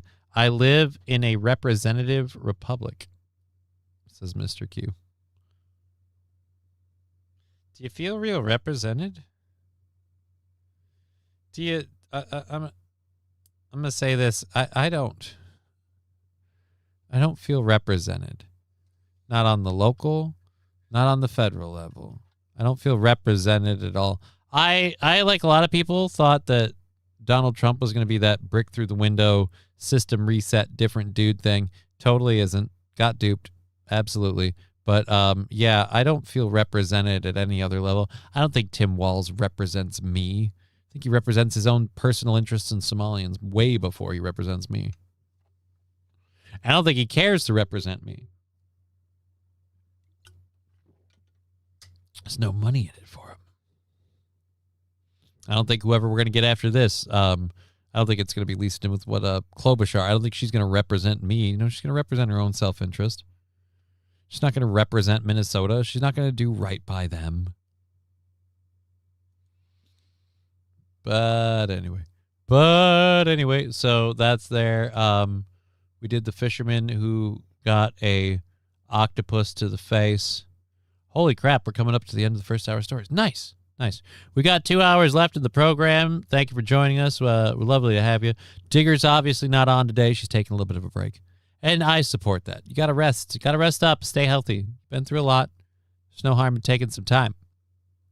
So take that break and rest. She said she'd be back tomorrow. So if she's up to it, we'll have her on tomorrow's program. And then, of course, I'll obviously be back tomorrow. We're still going for another 2 hours. Our studio sponsor for the next couple of weeks, we've got this week and then next week and the week after. So we're on 3 left. Our 3 and counting is our good buddy Trucker 18-Wheelers unicycle sales. If you want to learn to ride a unicycle, now is the best time. Well, it's summer and it's sunny and it's nice. So if you're a beginner or an advanced or intermediate or even experienced unicycle rider, there's no better place to get your one-wheel jollies than Trucker 18-Wheelers unicycle sales, where rentals are available, and for those of you daring riders, seats optional. Trucker 18-Wheelers unicycle sales.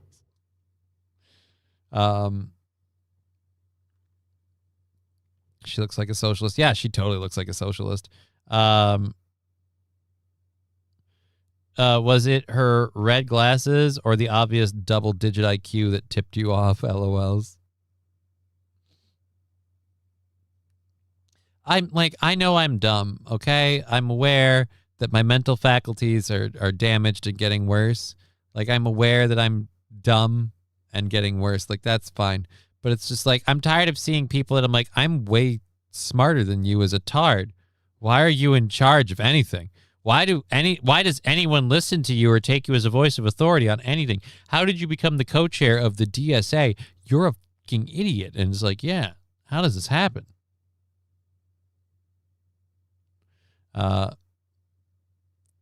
Johnny, Mike Lindell couldn't even get out of the normie GOP primary. He lost to a mulatto rhino woman, and he ran in amnesty.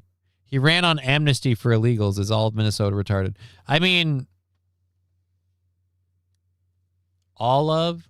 Plus, I don't know if our I heard someone else already covering elections being hinky and it being a bad look for Tim Walz. So, like Wild Saffron said, rigged elections are usually the reason. Do you really think that the Republican Party really wanted to have him go? Like, the guy is look, not that he isn't a better choice than other people. I'm not trying to, but the guy is kind of out there. So I could see the establishment not wanting him to be a thing. Didn't he have Trump's support though? Although what's that worth these days? So no idea. At any rate, I promised to get to this story. It had been a while, so we're gonna go for this. Did you know that you can? Oh, you and your stupid ads. I'll just mute it. Fuck it. I don't have other people. Don't do any. Not that we've been fucking crushing it on bits or subs or anything, but don't do anything crazy on Twitch. While we get this set up. This is out of Kansas City. Police officers in Kansas City pulled over a car. They stopped a man driving what they suspected was a stolen... Nope. Oh, it's auto-filing. No, stop playing. I'm trying to rewind it so you stop... Oh, it's just a still photo anyway. Fuck. God damn it. They embedded this video. I assumed it was a video with actual video of the goats. The cunts. Well, I guess we'll just kick over to this. Lindell is retarded. I'm glad somebody else said it. He's just a lot. And it's like, look, if it came down to it and it was him or the other candidate running like A or B, I'd have to really look into what he says he's going to do. And even then, I don't know. But, yeah, I'm already hearing stuff about people saying the elections in Minnesota were fucky. So maybe he got boned. Maybe they rigged it and ran him out. I don't know. Where was he in the polls beforehand? How did he finish baked on the polls? You get make your choice. You get shit or shit, make your choice. Like, we're kind of, oh, shit, milkshake. All right. Careful, Johnny. Mr. Lindell casually enjoys your show. Aaron's too. He fired that Dawn PR lady. I didn't know that he enjoys my show. I don't know that he enjoys my show.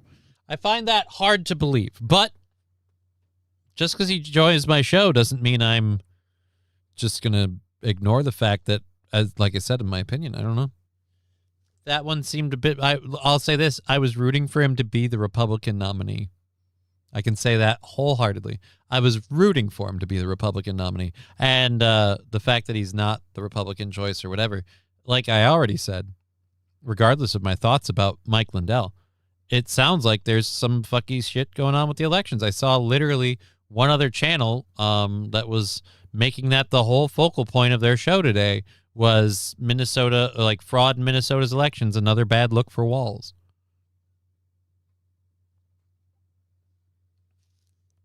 So I could be wrong, and maybe he got it stolen. Hi, Mike, says Saint Caesar. Yeah, I did mean to say hi to him the other day and wanted to have him on the show. I missed that. I kept checking in with the chat over on Rumble to be able to bring people in. You said about the call thing, and just got distracted. Had a lot of stuff go on. We did the read for the trucker 18-wheeler thing. Those we're good. We're going for another 2 hours. If you want to join our fun little program and help support it, keep it going, I would appreciate it. We have the Streamlabs, the bits, subs, Rumble rants, and super chats. Jesus Christ, what's wrong with me? Anyways, so let's get back over to this. Police in Kansas City pulled over a car, I think, for speeding. They stopped a man driving what they suspected was a stolen car. All right, never mind. Not speeding. Stolen car. Officers reported hearing... Oh, there's... I unmute this. Officers reported hearing a ringtone that sounded like goats coming from the trunk. When the officer asked about the sound, the driver told him he had baby goats in the trunk. The officer popped the trunk, and they found baby goats. The KC Pet Project moved in to take the goats. The animals were placed with a foster family. KCPD said the animals were sick and needed to be bottle fed. The foster family nursed them back to good health and now has plans on adopting them. So, no, stop with your stupid autoplays. Fraud in elections? No way. PayPal, Venmo, too. Oh, yeah. PayPal, Venmo, Streamlabs, Super Chats, Rumble Rants. You can use one of those, St. Caesar. PayPal, Venmo. Was he Muslim? Like, I'm kind of going back to scroll down on the story to find out who was this. They were stolen or recovered from a stolen vehicle after police in Missouri noticed the suspicious noises. What started as an arrest for a stolen vehicle quickly turned into an animal rescue. Right, but who was the guy that did this? They popped the trunk. The kids were all right. Veterinarians found them. The Pet Project. Following a mandatory 10-day hold, the foster family fell in love with the goats. Yeah, I don't give a shit. What about the guy? Why are we not talking more about the guy? They say literally nothing about him. I'm going immigrant. They were immigrant. They were going to be dinner. You don't just steal a car with 2 sick goats. That sounds like a special breed. I don't think we did that. Mohammed was going to an orgy. They were kid goats, man. They were little baby goats. That is so upsetting. They were baby goats. They're babies. Leave the baby goats alone. Don't do that. Let's not. I hope not. Either way, they've been nursed back to health, so hopefully the foster family will adopt them, or this guy will get out of jail and he'll finish what he started and kill them both. Either way. Why goats in the back trunk? Because they'll rip up shit and shit everywhere, so keep them in an area that's relatively contained. I had to say, the least questionable story in this whole thing is why he kept them in the trunk. My question is, why didn't he tape their mouths shut? You know they're going to bleat like there's no tomorrow. They're going to be noisy. I love that once the cops are like, hey, what's that sound when they hear the goats screaming in the trunk? And he's just like, I got baby goats in the trunk.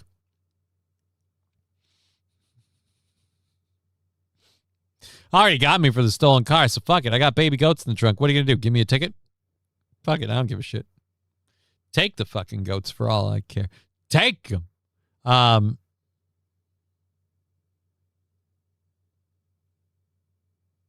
Example, he can't be worse than the status quo. Here's my thing. I don't think the system matters whether or not the person who's the governor is the status quo or not. If the governor is status quo, the system works with the governor. If the governor isn't status quo, they prevent him from doing anything. And that's on the best of days.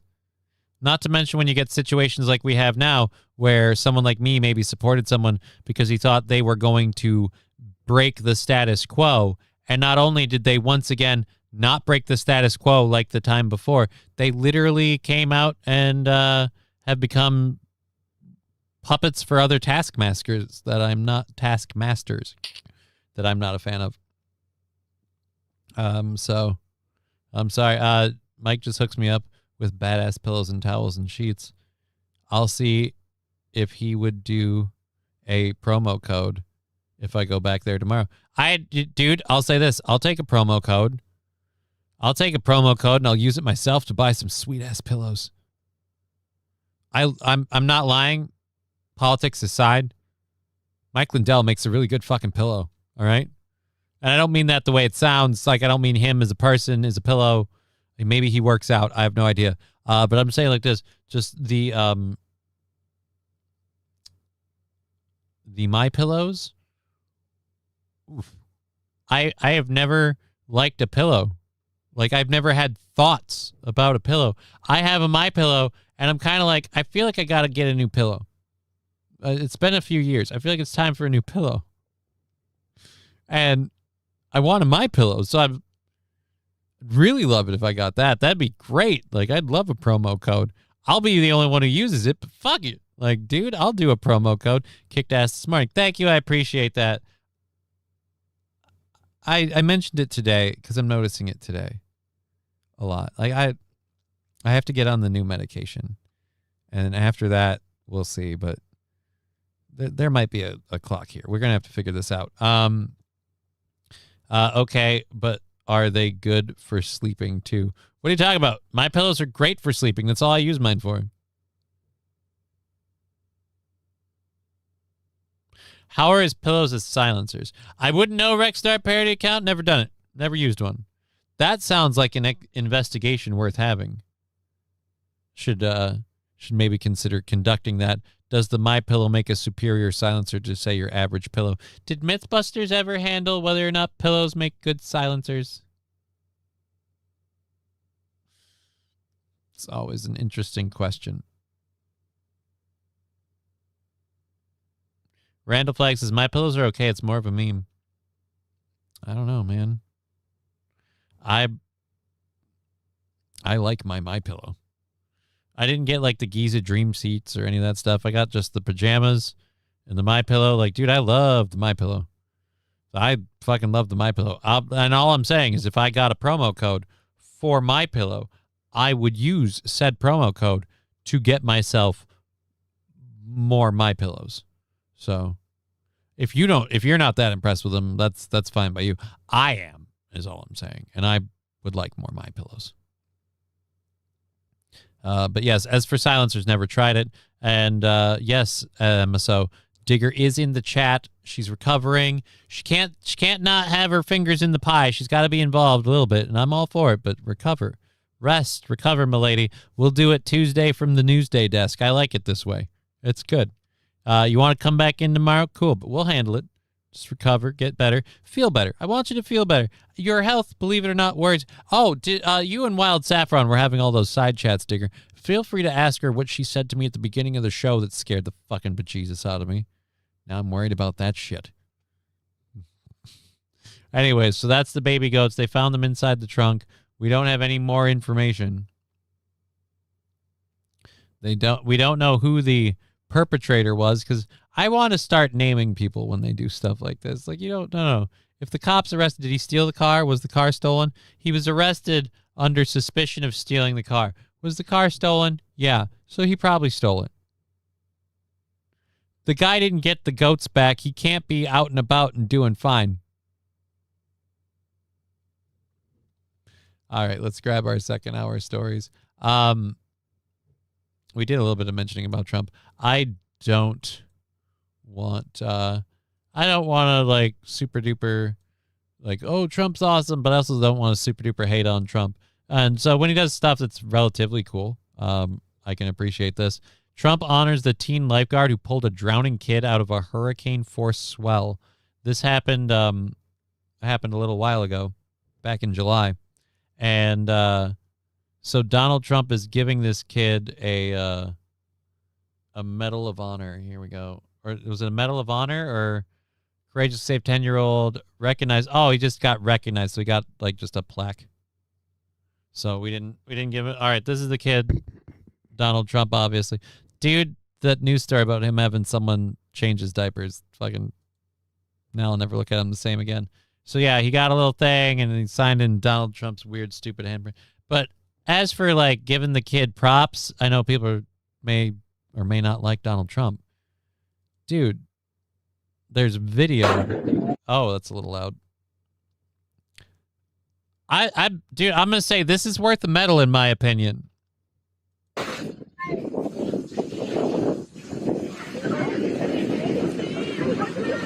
He pulled a little 6-year-old kid out of this. This kid is alive because of this, dude. The kid can't move. He seems like he's completely dead-weighted. Those swells are huge. I can't imagine trying to walk and stay standing there. I want my pillows, Miss Rachel. I want mine, Miss Ratchet. What gives you the damn right to keep our pillows piled up on your desk and to squeeze one out only when you feel like it, huh?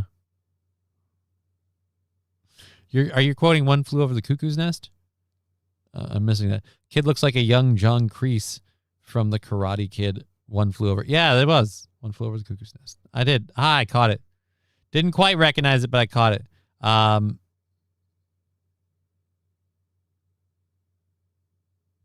Why am I Felix Unger? Tell Johnny, a.k.a. Felix Unger. Why am I Felix Unger? I don't understand why that's a thing. He took that wave for that kid, brought him all the way on the shore. That kid's alive because of this dude. Finally, we get some more people coming in to help out.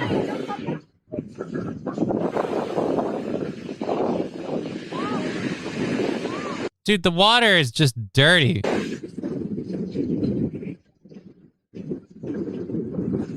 Why are people out in this shit?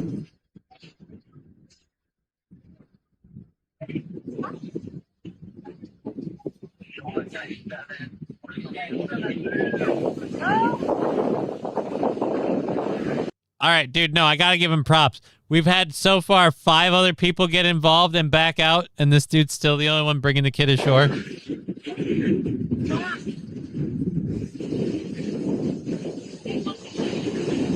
Oh, Felix Unger was the anal retentive slap hypochondriac one. Oh.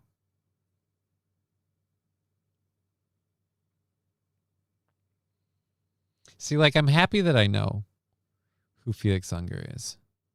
But now that you called me Felix Unger, now that kind of hurts. I'm going to be honest. That hurts. That hurts.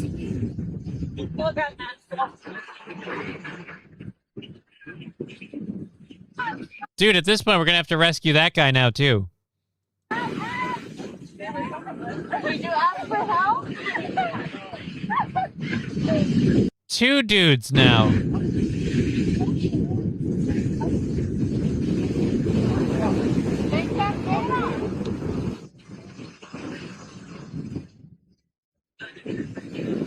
Well, there you go. So that was the rescue that happened a while ago. They got him all the way onto shore. They eventually got him all the way onto shore with a group of people who I'm hoping are his family, not just some random dudes. But yeah, like half of these guys went in to help the lifeguards, couldn't pull it off, had to bail. Half of them had to do it.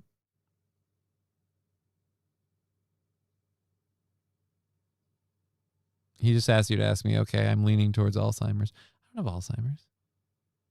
My Pillow Giza Dream Sheets are like 1,800 thread count or something, like silk. I don't have the Giza Dream Sheets. I can't speak to that.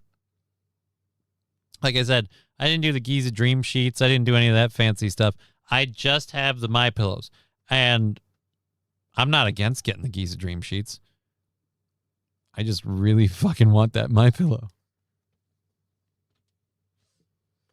Oh, like I said, if he gives me a promo code, I'll totally buy a My Pillow for it. Like,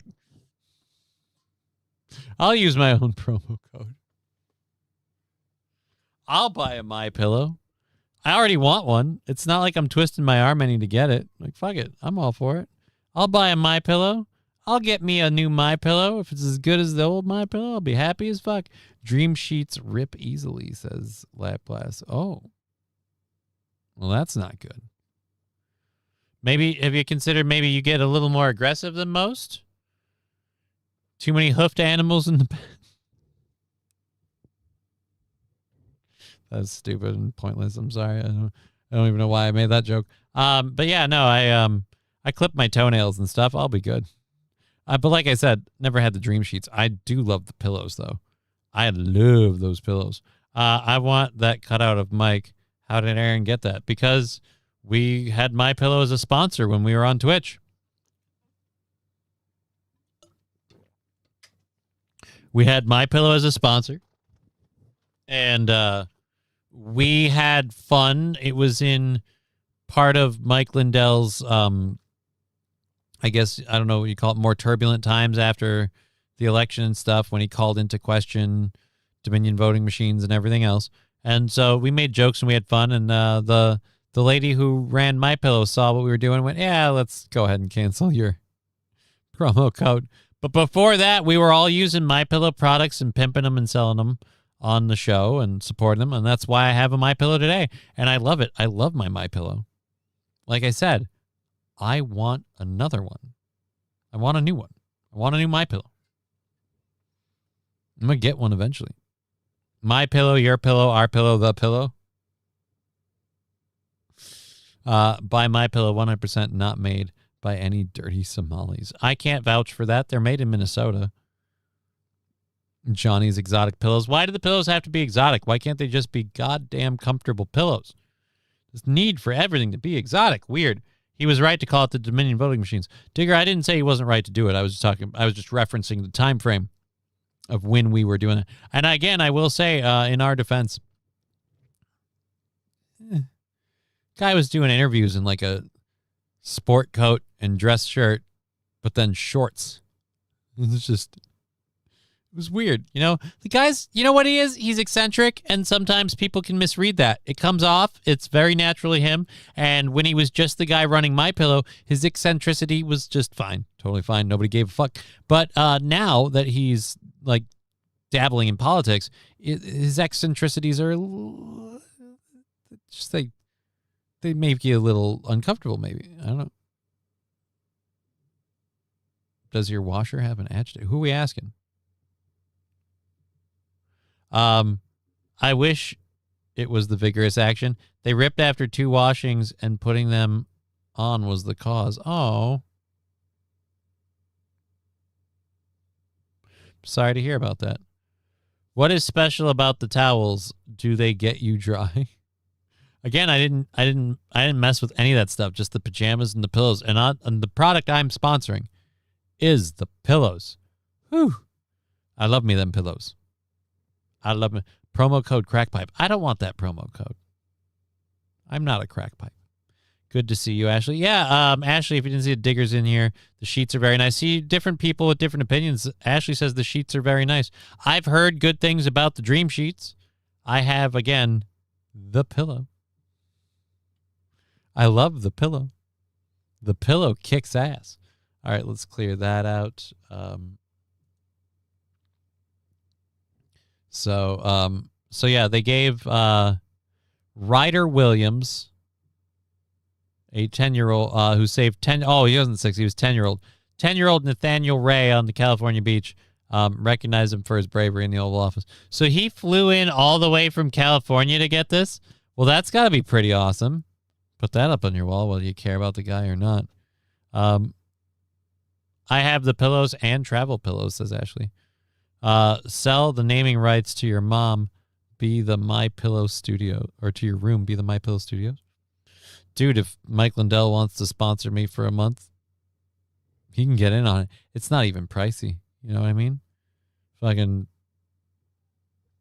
the MyPillow Studios wouldn't be a hard idea. I hope Trump paid his flight and hotel stay. I hope so. If they're inviting you out to do this, I would imagine they did. They probably arranged for it. I'm sure the government can pull strings to put you on a flight. They have that power. But yeah, so good for him getting a national award. Like, I mean, I'm sure there's lots of lifeguards who save people on a daily basis and don't get recognition for stuff like this. But that was pretty impressive because those waves just kept battering those two right back out.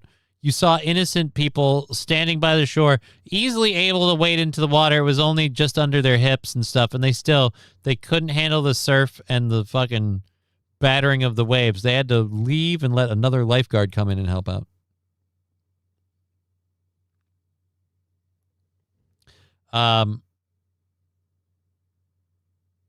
Labglass says the pillows are great. All their items are expensive. Walmart style. Make sure Mike covers what I put in per month. Right? That's what I'm saying.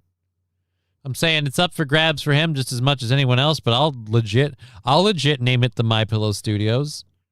I'd love that. My sheets ripped too, but that was after like 4 years. Like I said, I don't have any of them. I just have the pillow.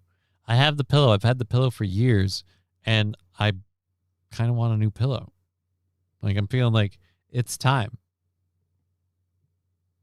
Remember the MyPillow slippers? Anyone try those? We were gonna try those, but I don't think we got ones that fit me, so I didn't have slippers. Plus, honestly, slippers are a horrible choice for me. What do you think of the slippers? I don't know. I barely walk most of the time, so does it matter? I can't pick up my feet, so I really can't wear slippers, or I have to be like seriously latched on shoes or nothing. But yeah, if Mike wants to chip in and throw in a huge chunk for the studio, I will be so happy.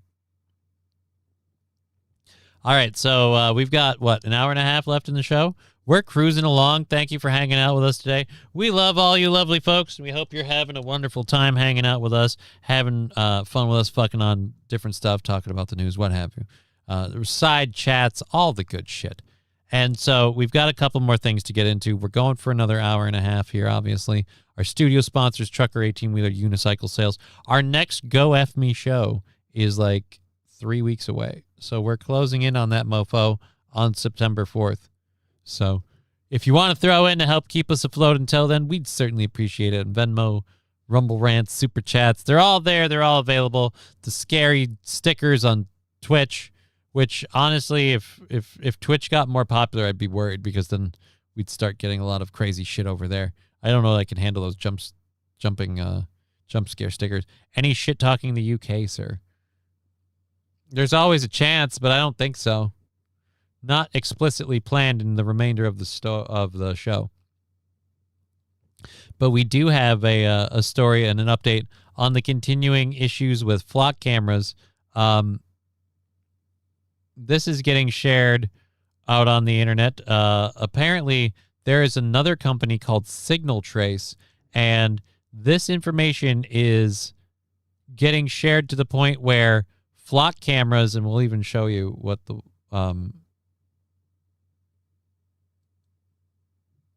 open link in new tab. We'll show you what they actually what Flock actually said in response to this. So this guy's going to break it down for you on what Signal Trace is. And if you thought Flock cameras were bad and the way that Flock cameras operate were bad, this is way worse. Now, I am not surprised that this is a thing. I won't be surprised if this continues to be a thing and we get more of this kind of stuff implemented throughout the country. I honestly anticipated this as the response to pushback for flock cameras, that they would go this far. No. And the pushback to this, thankfully, is so great that even Flock themselves, the company, are like, hey, we've got nothing to do with Signal Trace. Flock cameras don't use Signal Trace. Flock cameras are not part of Signal Trace.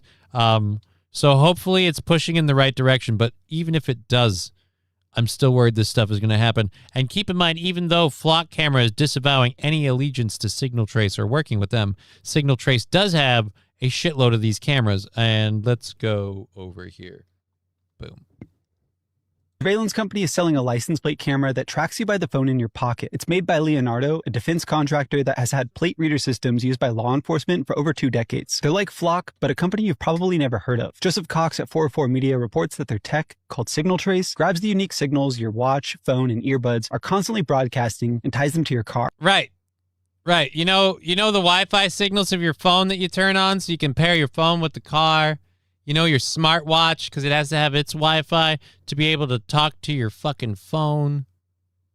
They're taking all of those random signals and, like, again, this is so Orwellian. They're building a digital fingerprint. Nobody asked about this. Nobody okayed it.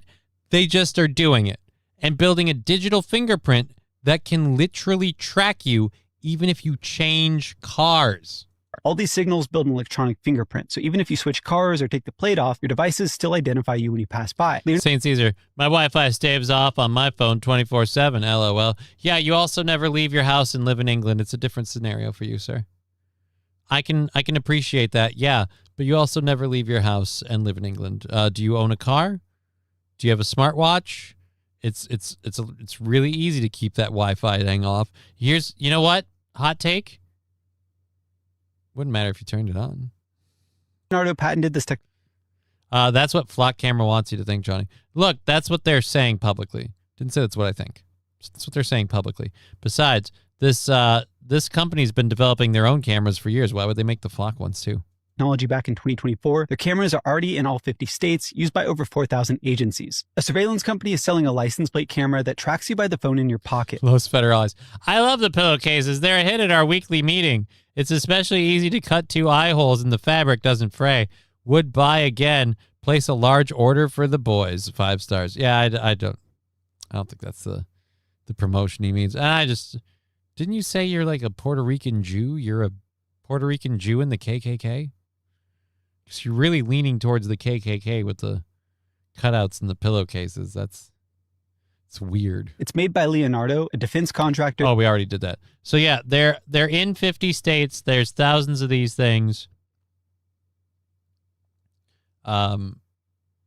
These things are out there. They are in all 50 states. After enough trips, the software may be able to detect who's doing that. Right. So recording your content. Oh, never mind. So yeah, where did we go with the? So Flock is saying that they have no association with Signal Trace. Flock LPRs take point-in-time images of vehicles in public to help investigators respond to serious crimes. Yeah, they help investigators respond to serious crimes. They also help the cops track their exes or whoever they have a grudge with or anybody that they want to look up because, again, the police just have open and ready, available, easy access. Now, they said they have no association with Flock. But they didn't go so far as to say that the 2 technologies couldn't be used in the other time. In other words, cops could now stalk their ex and notice them on the Flock cameras, but switch over to the other one and just track all of their shit. Flock-proof designs. There is an adversarial pattern that can prevent surveillance cameras from detecting you. I'm going to be honest. I don't want my car to have any of these designs. This is as much a failure as not fighting the Flock cameras. Let's just cut them down. Don't make me paint my car like an ugly couch. That's horrible. What's wrong with you?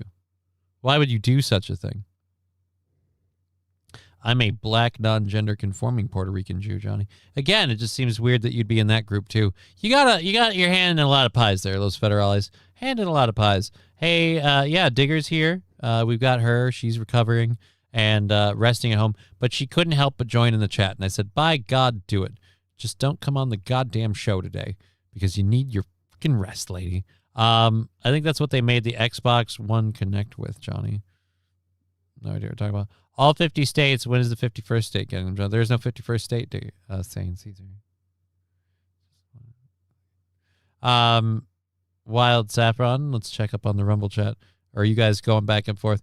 Johnny and Lindell all win.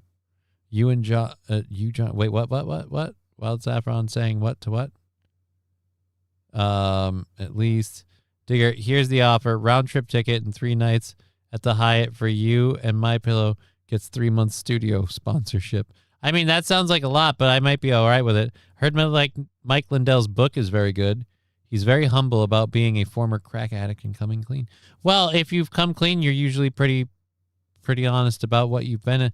That's a part of like keeping your life together is being honest about who you were, how you got there, how you got out. Tempur-Pedic mattress, king-size bed frame, can lift up to a seated position, but it's actually less tension on the sheets. So it wasn't that. Guess I didn't expect the sheets to last more. All right. Well, we're covering that. We found that we can't. Oh, yep. They're just talking there in general. So winning the Powerball is about the only hope. Well, we gave that a try too. That didn't really work for me. I've got other ideas. We'll talk later. Or when America takes Canada. I don't think we're going to take Canada. I don't think we're going to take Canada. Be honest. I don't see us taking over Canada. Especially since we've learned how much of a just puppet president we currently have. I don't see that happening. The camera technology, John, whatever. Canadians are also eligible for the Powerball. Oh, I didn't know Canadians are also eligible for the Powerball. Well, then we should have attacked it from both angles. Then we'd be able to deal with them. If we had come at it from both sides, we could have pincered the Powerball. But at any rate. So we've got, speaking of looking for a place to live, a Portland homeowner has returned to find that squatters were living on their property, and they have 50,000 tires on their property. They bought a house, but they left for a few months and returned to find 50,000 tires and 15 squatters. What's with all the tires? An Asian immigrant, well, now I have mixed feelings about this. An Asian immigrant bought a house in Portland, but he was preparing it for rehab or renovations. When he was finally ready to begin work, he found tens of thousands of old tires all over the place, and that squatters had broken into the home and graffitied it. So in a couple of months, they got 50,000 tires? How long have you owned this property?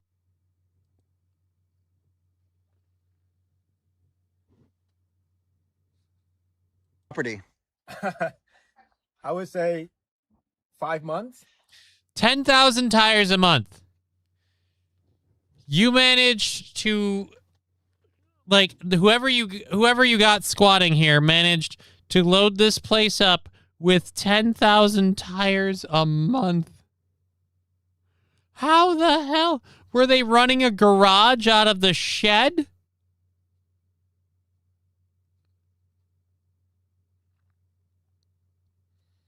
Mike could use some NA meetings. I see. Oh. I'm sorry to hear that. I hope only the best for him. I'm not in a place of wishing well on anybody specifically that I've known. I'm just, it'll be nice. Having a difficult enough time on my own. Come on, did someone really count them? I mean, look, I don't know if someone counted them or not, but you tell me there's 50,000 tires here, and I see this pile, and I'm like, well, how much more of the property has tires on it? And less than 4 months. When you bought this property... Nope, never mind. We're going to get all of it. Nope. Were these tires... That looks like 50,000 tires to me. Here. No, none of this tire was here. So what the hell happened? Yeah. This seems like a goof. This seems like one of those things that can't be real. How did a bunch of squatters end up collecting 50,000 tires? I mean, I would get my rehab done. I couldn't account for the illegal dumping. I was thinking like, hey, I might have some squatter. That's something I can take care of. But the illegal tire dumping is something that I didn't account for. Well, so some garage or some tire shop just started illegally dumping all their tires on your property? You get paid to take bad tires. I don't know, man. Tires on the lawn. Again, importing Alabama rednecks. Ask him how his wife or sister's doing. My tires? Well, they're his tires now. Is this your lady or? And this isn't hundreds. Oh, never mind. That looks like just some dude. Of tires. Yeah, these are several thousand. No, not several thousand. Nope. Is that your who's the Amazonian behind you? Not even close. Even more? You're talking about like 40 to 50,000. Well, yeah. It's a lot of fucking tires, okay? He's got walls of tires to fight the zombies. A sea of tires. A mountain of tires. This is nothing. Just imagine 1.2 acres, 75% filled up with 10-foot high stack. So. Oh dear Lord. I'm on Trans property. I just interviewed him. This is the sea of tires that were dumped here. Yeah, dude, I'll buy 50,000. Look at that ocean behind him. When he went out of town for a couple months, he just bought this house way over there, the red house, about 5 months ago. And when he was gone, somebody dropped off tens of thousands of tires, tens of thousands. Okay. People also broke into the house. About 15 people are living there, absolutely, completely destroyed it. He is now in the middle of cleaning it up. It sounds like he got one of them. He has begged both the city and the county to come out here. to check it out and to investigate and possibly offer him some kind of support. They have yet to do so. Wow, man. You know what? This seems like such a nice place in Portland to live. I've heard 3 or 4 gunshots in this video already. There's a sea of tires. The guy was gone for a couple of months.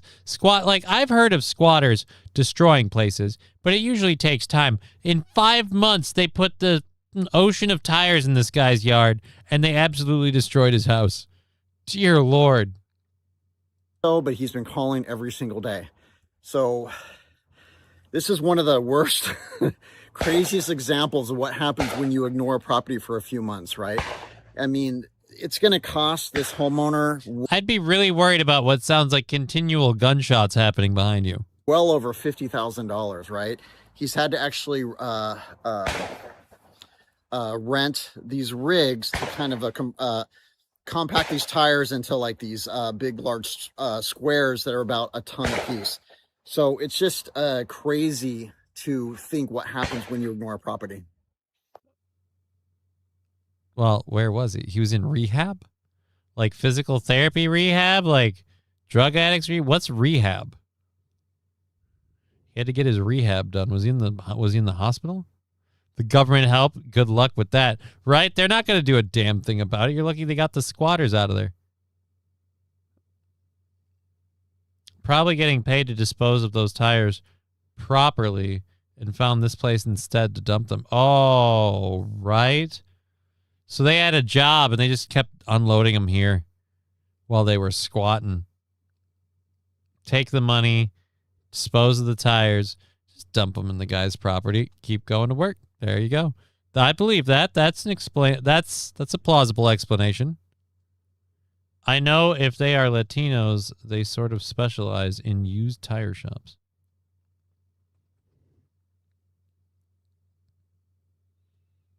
Used tire shops? I don't know that I'd ever want to use. Is that a real? That's not a real thing. Used tires. God. How's he going to handle this?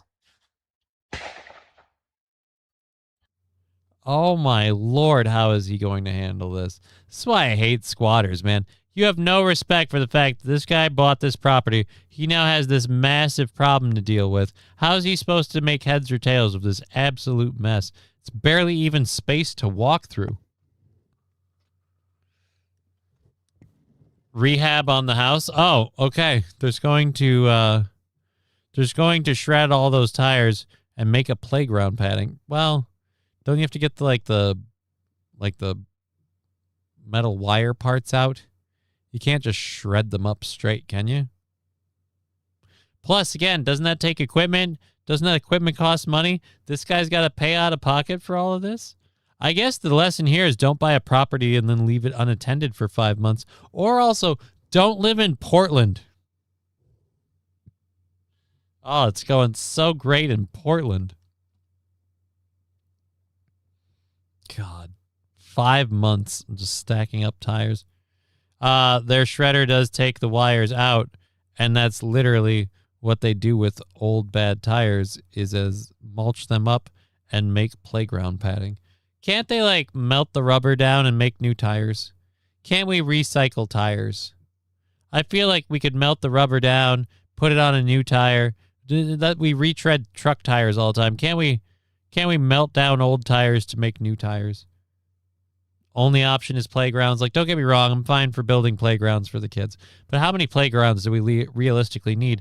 And how many playgrounds are served by this field of tires? This is an ocean of tires, man. How many playgrounds do you need? How many playgrounds? No, the integrity is bad. The polymer cannot be rebuilt.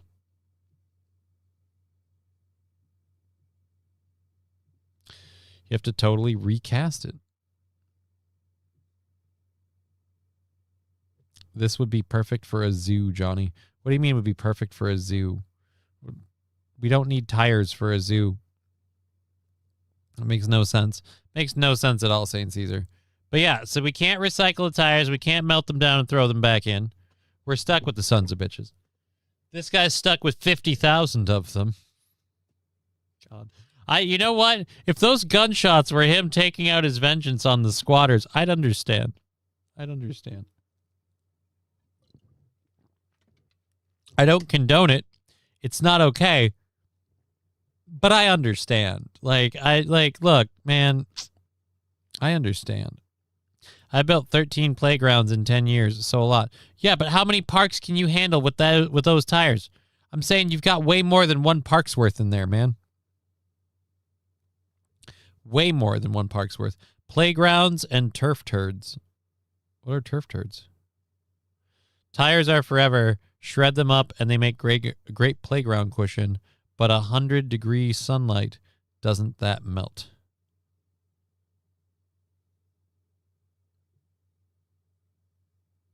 I would think, yeah, wouldn't they retain heat?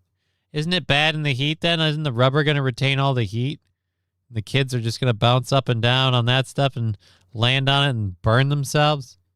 Sure, it's soft, but it's like little soft coals of fire. I know Latinos... I know if they're Latinos, they sort of specialize in used tire shops all over the country. Bet they were running a business out of that property. Had to been doing something like that.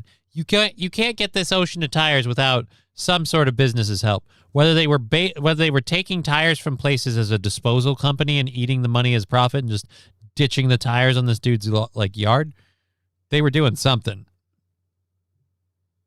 Have you ever been on Sport Turf?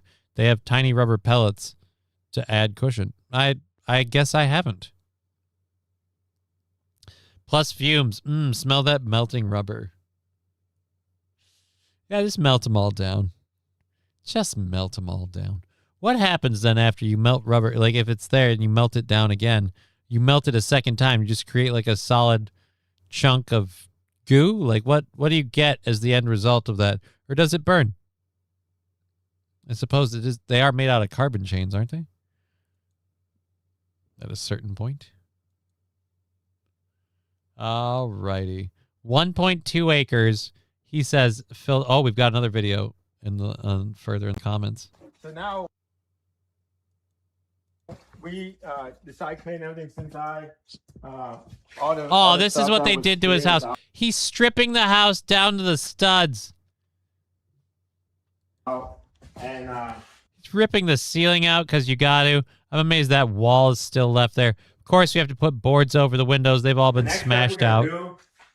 So we're gonna be here 24/7, right? Oh, you are? Yeah, we're gonna be here 24/7.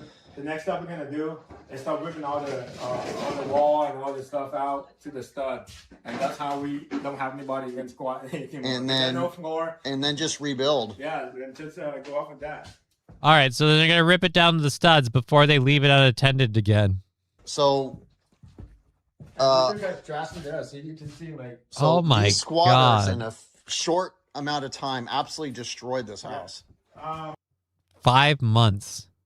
I'd like to see what it was like before they got a hold of it. What was that property like when he bought that?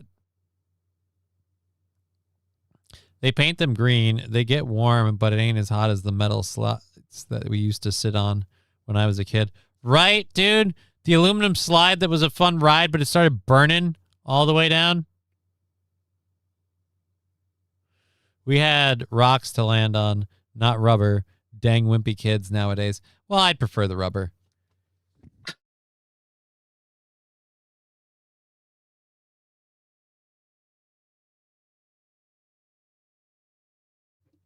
Managed to get to that mute button before the sneeze. I'm proud of myself. We got an hour left in the show. We got a couple things to go on. If you're just joining us, we're looking at this guy, something Tran. I forgot his first name. Just bought this house in Portland 5 months ago. He bought it 5 months ago.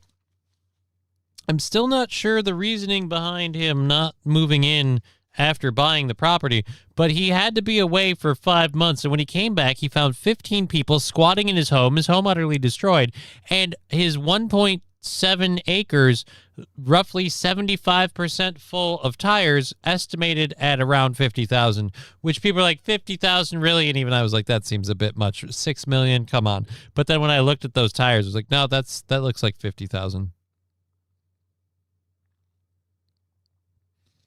I ripped the copper out of the walls, says Brian. Yeah, you're going to have to take that stuff out too. Bet the value on that house is shit now. Right? Your house has gone down so fucking low. Get insurance, burn it, use the money to build fresh. I mean, that sounds like practically what he's doing.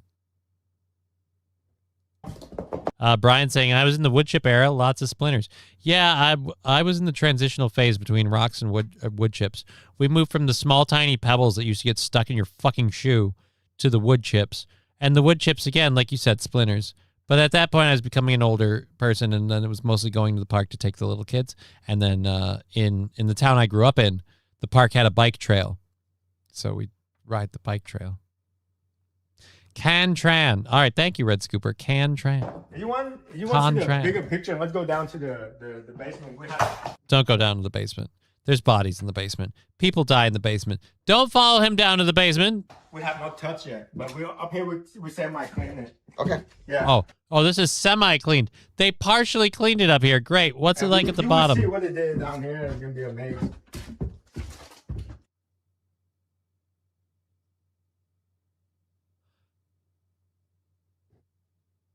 I get that you don't have somewhere to stay, so you're crashing. You maybe don't respect the property because you don't own it, because you just walked in and decided to live there. What the fuck are you on that this is a good idea? Jesus. It just... You don't have any pride in your living space at all? I mean, you don't have to own it to have pride in it, to clean it, wash your laundry, whatever. Like, dear Lord. So this is, I would say, 70% cleaner, right? 70% cleaner. Obviously, the old chimney system is still here. Thank God. I hope you didn't have any wood-burning stoves in this. You must not have, otherwise this house wouldn't still be standing. We're all afraid up in there. Well, with the trash that. And this wasn't here when you bought the house. No, nothing was here. Nothing was here when we bought the house. Where did they get all this stuff? That is insane. Yep. It's one That looks like a TV sitting right there. thing if they just say needed a place to sleep because they were cold. Yeah. They dragged No. Again, it's that kind of sympathy that gets you this. It's one thing to say they needed a place to stay because they were cold. No, they found a place to stay and they figured, fuck it. And they graffitied shit.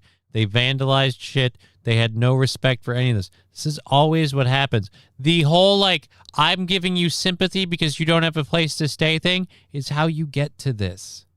in hundreds of thousands of pounds of trash. Yeah. I don't know how they do that. I mean, I can't even carry that much in my truck. You're talking about like couches. You're talking about bed. We got the full bed in here, like mattress. How they carry that? How they carry that in here? Yeah. I mean, come on, dude. No offense. Get me a pizza and a case of beer. I can get you a couple of dudes to help you move your fucking furniture. You know what I mean? Like, you give them a meal. They'll go game for you. All that stuff, stealing, looting, homelessness, junkies, flophouse. Yeah. You had junkies up in here, and it was fucking crack den central. Somebody that was working at the crack den helped make ends meet for their crack by bringing in the tires. I don't get it. I mean, And You're going to have to rip it down to the studs anyway because there's probably fucking chemicals in the walls. that's where and one of shit. the squatters lived. I do remember that. yes. And Says Satan on the walls. Again, these are such great, upstanding people. again, I think the cleanup is going to be. It's hard to estimate 30,000. Yeah, probably Plus. more. You're talking about way more than that. I mean, Just like, because you have tens and thousands of tires. Yeah. So I'm just so sorry. I'm looking for like about 100K. He's looking for 100,000 100K to just clean to up. clean up the property. Before we even start the rebuild or rehab of the place. You're talking about like just the trash alone is just costing so much. And like you see little thing like this, we have to And pick he up, right? can't We have sell to, like, this come in shit. and kind of Like, he can't go out and sell this place. It's worth fucking nothing. Dear Lord. Or just an average Section 8 eviction, LOL. Oh, man. And I put as much labor in as anybody here. Like I'm here 24/7 and picked up trash, and we have fun at the same time. I mean, You have You know what? God bless him for being able to keep a smile on his face while he's through this. He bought a house. I don't know what it was like beforehand, but even in its fixer-upper worst, I can't imagine it's as bad as it was now. And dear Lord, $100K. I don't know how much houses in Portland cost, but regardless of what he spent on it, adding another $100K to it just to get it back to where you can start building your home out of that is insane. I would be irate. I would be fucking murdering people over this. an extremely good attitude considering. yes, Yeah. He's an amazing attitude considering. I mean, this dude has been metaphorically fucking raped every way you can be, and he's all good with it. I mean, so far, I love the people I'm working with.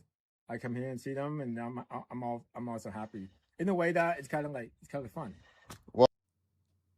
What's fun? What's fun about continuing to clean up piles of tires? And dude, and they've got bike tires galore. They were branching out, not just car tires. We've got bicycle tires too. Literally anything else. They had to be running some sort of business or scam where they took like some places' tires and disposed of them for them. Well, I mean, I love your attitude because a lot of homeowners would be very, very angry with that. Dude, yeah, again, I would be irate. I would be homicidal in his position.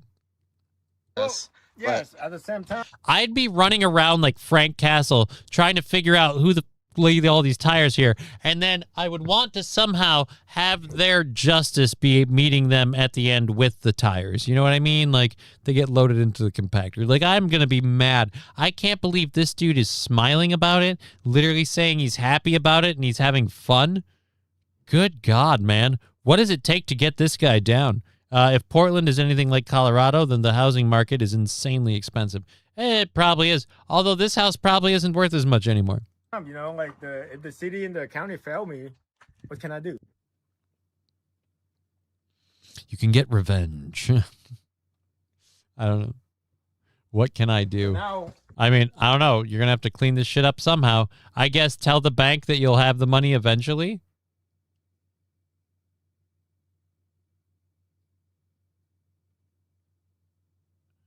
Oh, man. What's this?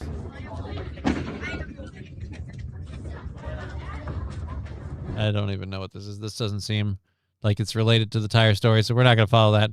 Alrighty. We've got about an hour left in the show. We're wrapping things up here. We're coming to a close. We're getting ready to pull her in for a landing. We've got several stories left to get to, as well as all of our Hour 3 stuff. So, excuse me, lots of fun stuff to do. Thank you all for being here. If you just joined us, we just got done talking about a guy, absolute nightmare. He buys a property, sets himself up. He's gone for 5 months, comes back, finds 15 squatters and 50,000 fucking tires. Well, this way he can now make this house into his dream home. He has a say in everything that goes into the rebuild. I mean, yeah. But he's also got, like he said, $100K more in debt to get that whole thing going. And a significant chunk of that $100K is cleaning up the tires. Like, that's just, he didn't buy the property with this. So, just again, cleaning up the tires. That poor bastard. I can't imagine how he stays so positive about it. I can't imagine how he stays so positive about it. I wouldn't be able to. I'd lose my effing shit. Butter 080 saying, how is Digger doing, Johnny? Well, she's in the chat. Literally 2 comments above you. Digger's doing great. She's recovering, and we're happy she's taking her time to recover. I don't know why you could just ask her. Seems weird. But yeah, she's doing good. All right, so McDonald's. This next story we have again 3 stories left for our second hour stories. We have about an hour left in the show, so we've got this story about McDonald's. We've got a crazy video about an F-18, and then we've got a story like, every day at Crew Car Wash. We see the making of memories. Fuck off, fucking Fox. We've got an update on the story about the dude who got run over by the New York City carriage thing. So we got that to talk about as well. Johnny, what is worse, having MS or having to be around Aaron? Oh. Okay, we'll just let you go. Oh, what's worse, having MS or having to be around Aaron? Considering you can't even spell his name right. What's worse, like being so obsessed with a guy you have to come to this little show to bitch about it? I mean, or where is this? We'll just, yeah, I don't care. Go ahead and take the day. Not interested. Not interested. That's putting up with you. That's worse. There's my answer. All right, so we've got an hour left in the show, of course, obviously. This next story we have is McDonald's is apparently removing the shrimp burger from the Asian market. I didn't know you guys had a shrimp burger. I'm not surprised. I'm sometimes weirded out. Like, if McDonald's is a global chain, I want to go to, like, a global McDonald's that carries all the stuff that's at all the other ones. I feel like I miss out on some really interesting stuff sometimes. But then I hear about shit like this, and I'm like, no, never mind. I'll just stick with my regular burgers and fries. Because pulling a shrimp burger from an Asian market sounds like a crazy idea. Why would you do it? They love shrimp. Shrimp are delicious. Shrimp patties, I imagine, have to be great, right? Like, why wouldn't you want to do that? You got a shrimp. We have the fillet of fish. They have the fillet of shrimp. It makes total sense. Makes total sense. Anyways, they pulled the thing from the market because the patties have tested positive for urinary tract infection medication.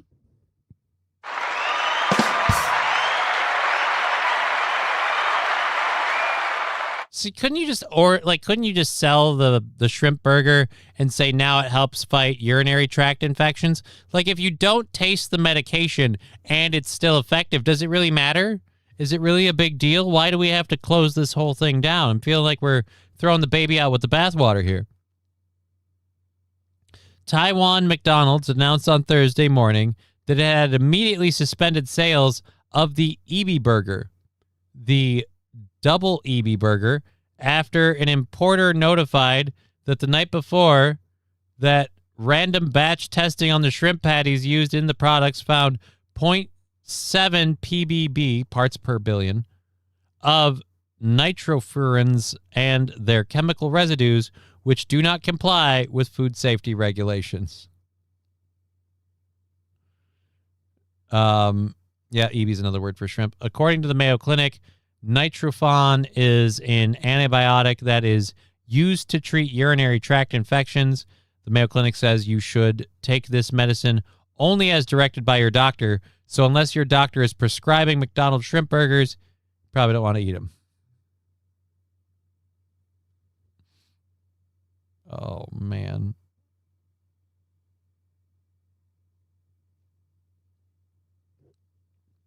Shrimp burgers with anti-urinary. Oh. I like shrimp tacos. The burger sounds good, minus the meds. Yeah, can we just get the minus the meds part?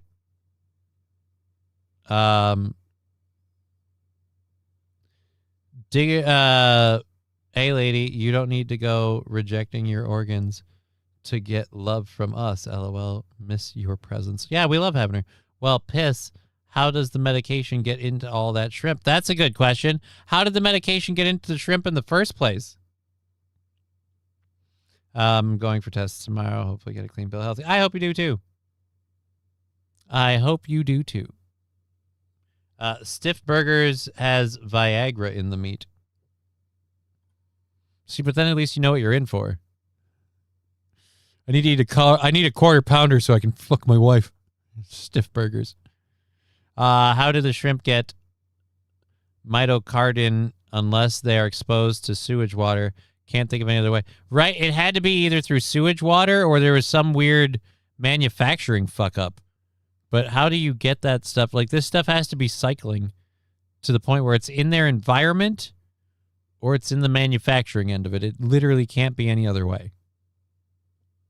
I'm more inclined to believe the environment.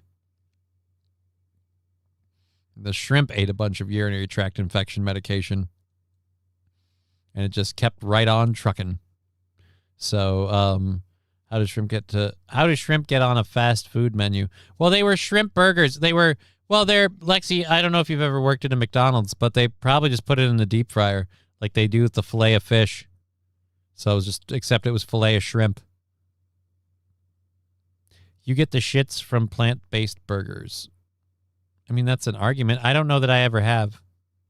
I've eaten quite a few, like, not really burgers. There are some soy burger patties that Ivy's mother and I used to love getting all the time. And they weren't, they were plant-based. They were fine. I had zero problem with them. I can't say that I've ever had the shits because I ate plant-based food. I will say I've never eaten it and thought, well, I can give up meat. I just know that this as meat can kind of salve the wound. I can eat less meat with the plant-based burger, like the Impossible Burger existence, but it doesn't end it. I'm going to have to do that. But I'm just feeling much better, and I've already lost a bunch of swelling weight. I wore a shirt yesterday. Yeah, she's doing great. She's doing fan-fucking-tabulous. If Portland's in Colorado, how did the shrimp get? Yep. All right. I knew my penis was small, but to call it a shrimp when it has an infection is too much. Atomic Ray, we weren't talking about your penis. Talking about literal food. Big Pharma drugging our seafood too. Yeah, apparently. Either some sort of waste product that's getting into their environment or sewage or something like runoff, and humans using this medication are getting into their environment.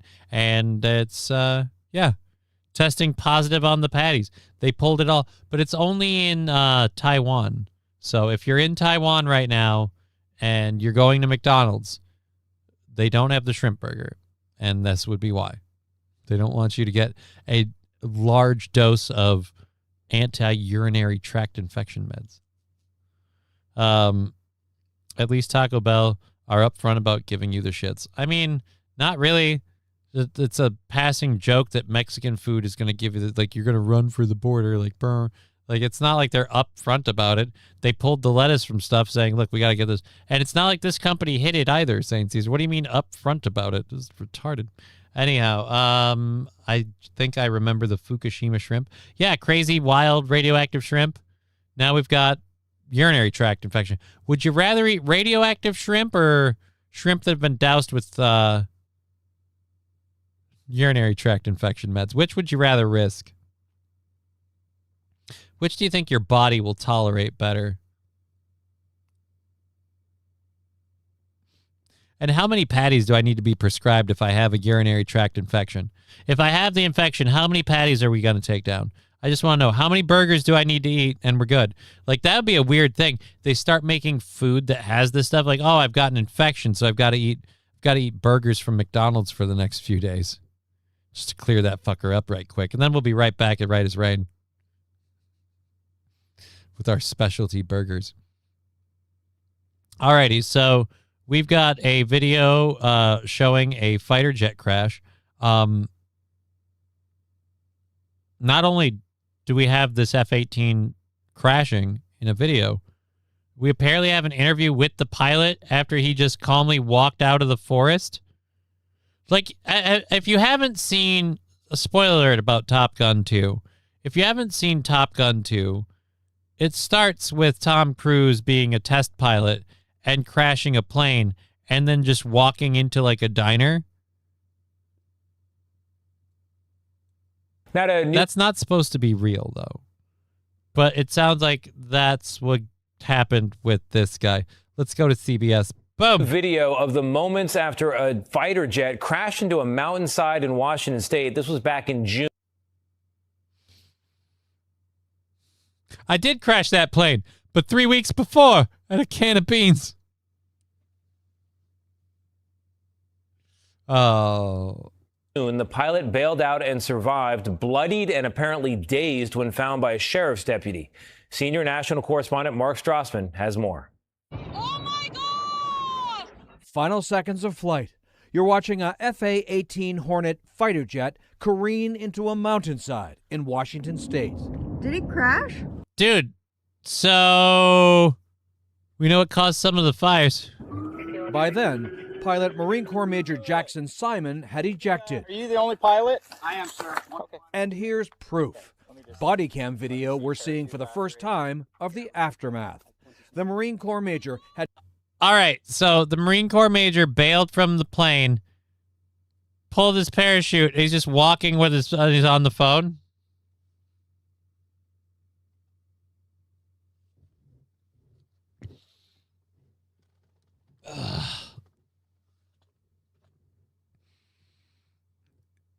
I just crashed my plane. been dazzling lakeside spectators, circling with thunderous, low-flying maneuvers. Then his fighter jet hit power lines. The show was over. Physically, he looked fine, other than a face... He looked fine. Other than the fact he looks like he's bleeding profusely from his face, yeah, he looks fine. ...streaked with blood and dirt. He called 911. I'm on the other side of the ridge. I do see a fire burning to the south of the road. A sizable brush fire that spread across 2 acres, along with a ruined plane and a pilot dazed but alive. We were doing... I'm glad they didn't do dazed and confused. So now we know where that brush fire came from. Cool. How do you just walk out of that? The ejection alone compresses your back and completely, and most pilots need assistance to even stand afterwards. I don't know. That is a great question. I don't know how long it was between the crash and everything else. I don't know how long from the ejection. But yeah, I mean, maybe he feels it. Maybe it catches up with him and he doesn't blocks it out, the pain and everything else, and just gets through it. And tomorrow he's going to be real sore in the morning. Circles over the lake doing some rollable training. Okay. And then I tucked in, and I'm not sure exactly. Honestly, I'm a little... Nope, you're fine. But if your theory is to be believed, then you're saying, what, this is a setup? They crashed the plane directly, specifically, to start the forest fire? Military investigators have yet to blame the crash on the jet hitting those power lines. What we do know, the jet itself is a loss in the tens of millions of dollars. Yeah. Duh. That part was a given.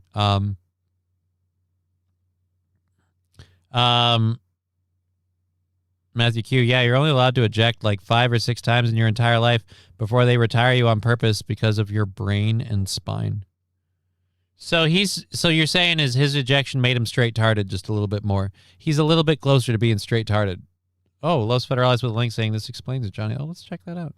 Let's check that out. And while we do, just because I nervously worry about these things until we do it. Our show goal is at $60 for the week. So if you want to bang that out, that our whole week is fucking finished. And I say thank you because I'm so grateful.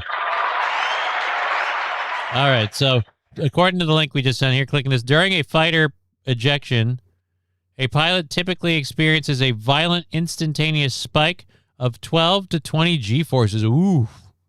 I know you go under a lot of G's as a pilot. 20 G's under ejection under certain extreme conditions, such as high-speed supersonic flight or with older Soviet-era ejection systems.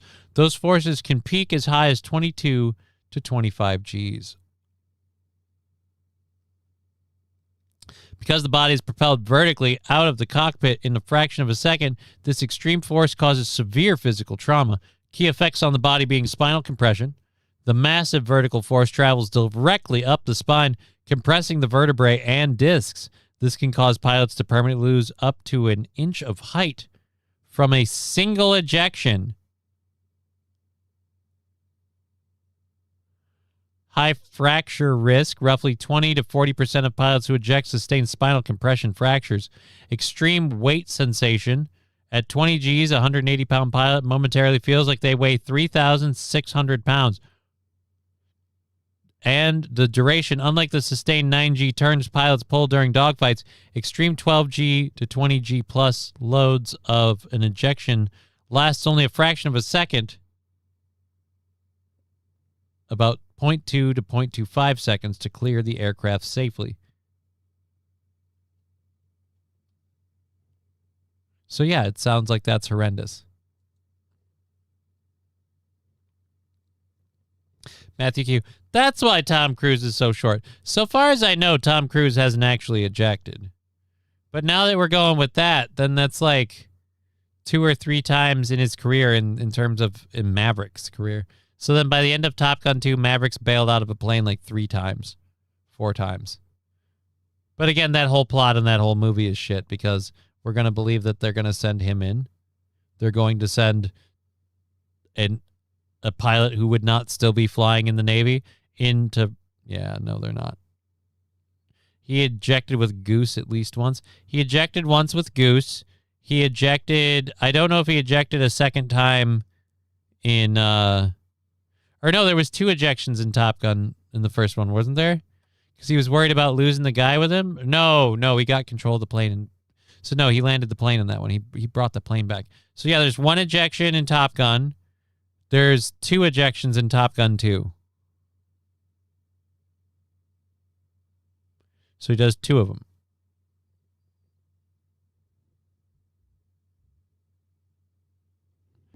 They sent in a woman, so if a woman can do it, so can a man. What are you talking about? So can an old man. Oh, well, I mean, I guess. Either way, it still seemed like a horrible premise for the movie. I'm sorry. I thought that movie sucked. I thought that movie sucked. I did not care for Top Gun 2 at all. The stupidity of the story, the whole fucking Goose's Kid thing. So there will be ejections in Top Gun 3. Maybe. I hope they're not making a Top Gun 3. I hope the ejection is the plot of Top Gun 3 and the action of making Top Gun 3. That would be the win. That's the victory we want. Old man civilian witness said to the pilot, "You should have been flying higher, man." Everybody's a fucking critic, you know? You're not in there doing the thing and fucking, putting your life on the line. Everybody else wants to tell you how you should have handled it. Oh, if only you had pulled up or pulled out. Everybody's got a fucking opinion. Matthew Q, come on. If you turn off your brain, the movie is awesome, just like all the other movies they make now. I'm Googling this. They're not making...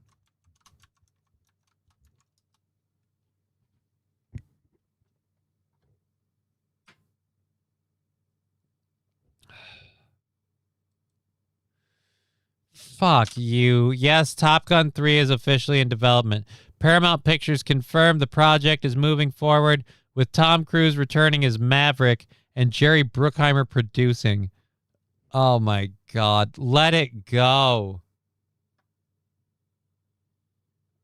Oh, no, don't stop ruining the great movies of my childhood by making sequels of them today.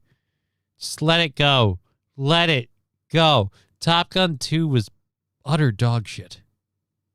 Let it go. Maverick as a realistic pilot wouldn't still be a thing.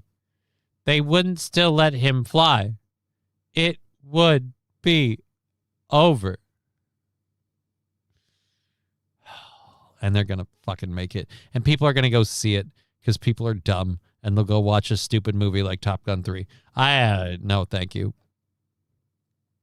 You know what? Top Gun 3, The Old Man in the Sky. That's what we'll call the movie. It's like The Old Man in the Sea, only instead of a fish, he's bringing back the plane. The fact that both Jerry Bruckheimer and Tom Cruise are both still alive at their age, it's kind of nice that old people stay together. I don't want another Top Gun movie. I mean, I could care less if Bruckheimer's involved or not. You know what? I'm not sold on it because Bruckheimer's involved. Nope, doesn't buy me an inch of trust with this thing. It's still a stupid idea, and I hope it burns. I don't want them to make a fucking Top Gun 3. I did not spend any money to watch Top Gun 2. It was on one of the streaming services I already paid for. So I already had access to it when I watched it. And I'm going to say this. It sucked. No other way about it. It fucking sucked. It was horrible. All right, we're going to play this ad, so I'm going to mute my audio. We haven't had a whole lot of bits or subs or anything go crazy, but don't do it right now while I mute the audio. for the PC because we got to get through these stupid ads. If you didn't hear about this, this happened, what was it? June 17th. So about a month ago. An 18-year-old tourist died from a horse that bolted from a carriage during a carriage ride in Central Park. And it trampled this 18-year-old. And now the family of this tourist are asking for $105 million from the New York City. Now, I would say they're not going to get it, but turns out the city did have a law that they were going to pass but then bailed on to finally ban horse-drawn carriages. I'm sorry, but the horse-drawn carriage thing in Central Park in New York, no. Cars are a thing. Let's get the horses out of the way. Let's not with the horse-drawn carriages. Instead of Goose, it'll be Geezer. Los Federales, instead of Goose, it's Goose's son. The plot here, before we get to the horrendousness of oh, God damn it. Stupid. Just wanted to pause your stupid ad. Before we get to the horrendousness of this story, I sent you a PayPal shout-out request, please. Oh, well, I'm sorry. I didn't hear a VUV. I will double-check this, count that out, and I will totally give you a shout-out for supporting that. You did. As soon as my phone didn't notify. $5 from Mr. Q saying, please shout out Long Prairie Driver in Theater Classic Car Show, August 29th. It starts at 6 p.m. Movies that night are Smokey and the Bandit, The Blues Brothers, Great Time, and Nice Cars. I'm going to say Smokey and the Bandit and The Blues Brothers. It's not bad. Long Prairie Drive in Theater. The Long Prairie Drive in Theater? I might. Classic Car Show. I don't have a classic car, but what if I just wanted to go to the theater? I mean, I'd like it. Thank you for the $5 and the shout out. We'll go ahead and take it. We're down to, $55 for Friday. See, it's just chipping away, falling to the ground. We got like 2 more days to keep on keeping on. So hooray, hurrah, hooroo. Okay, sweet. Let's make Rocky 7 to Rocky versus Drago 2. Make that happen. No, that would be a horrible movie. That's a good double header before the car show. Right? I mean, I gotta admit, I could watch some Smokey and the Bandit. I always loved the Trans Am he had, the shaker scoop. Fucking Blues Brothers, not a bad choice either, though they just drive around and I think it's just a police car. Nikki's sister really did carriage ride thing in New York when she was there with her husband. That was great for them. I don't care. I'm not a big fan of the carriage ride thing in general. I just feel like horses are a big animal. It's a lot to ask. There's a lot of people there. You're going to have more situations like this crap happen that we have here. So I'm all for getting rid of the horse-drawn carriages. Are they really a thing, or is it, well, they go through Central Park and it's a tourist attraction? Well, great. But now we have issues like this happening. And they were already talking about banning it before this death happened. There was a bill or a referendum to bring an end to horse-drawn carriages that failed to pass right before this happened. So the idea has been brought up. We are Roman's mother and father, Priya and Deepak Mahajan. We brought our son to the New York from India to celebrate Roman finishing school. The day we landed, he found out that he had been accepted to one of the most prestigious universities in India.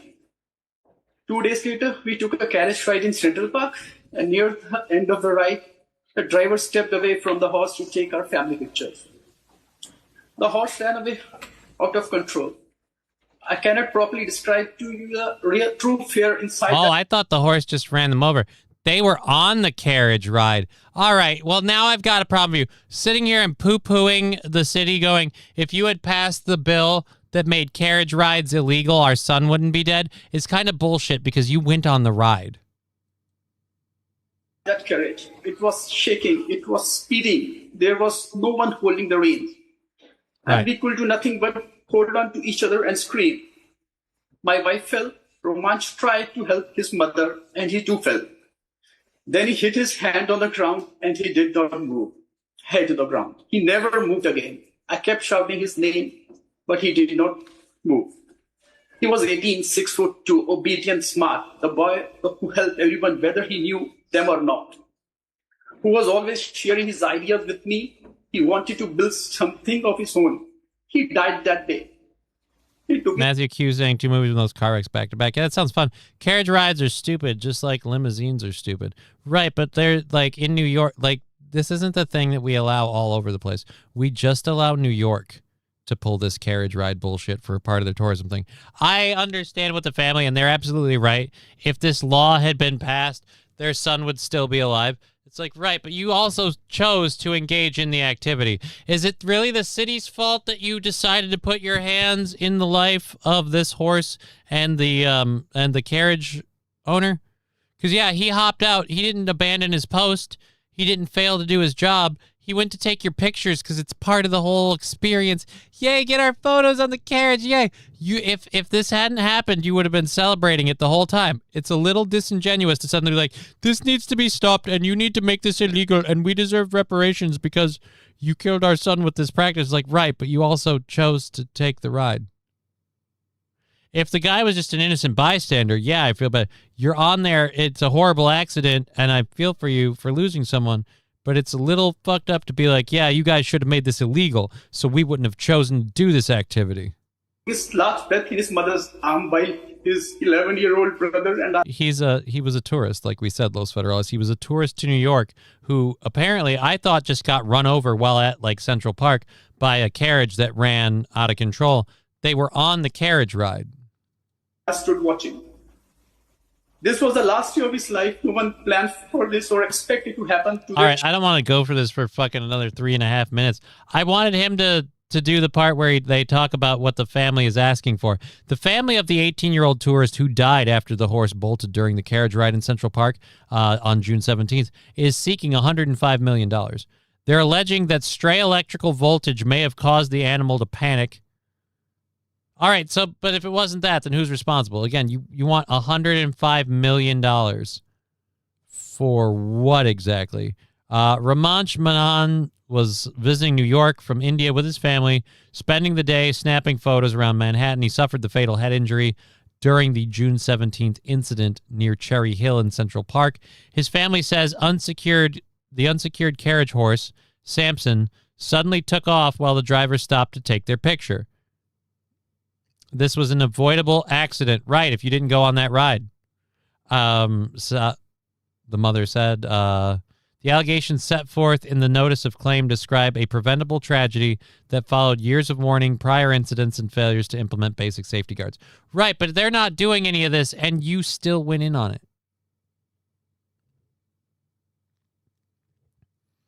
I mean, it's sad. Don't get me wrong, but it's really weird that you're now suddenly be like, if you had made this law and kept us from doing this activity, we wouldn't have lost our son. It is true. If they had regulated it and outlawed it, which I'm for, by the way. Sue the carriage company, not the city. I don't know. Is it a company? Is it a company, or are these like independent contractors?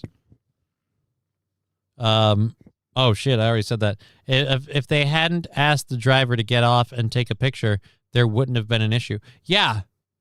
Again, the driver probably offered, hey, you want me to get out and take your picture?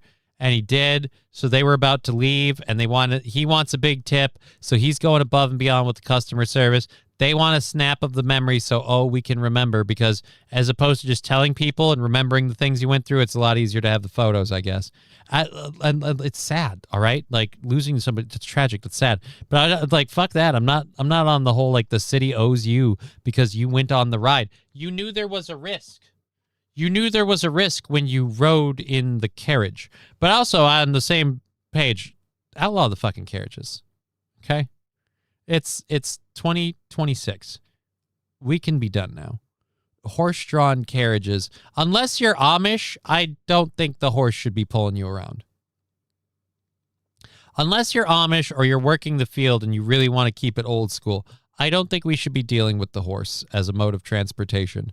If you want to raise horses, participate in rodeos, all that stuff, more power to you, God bless.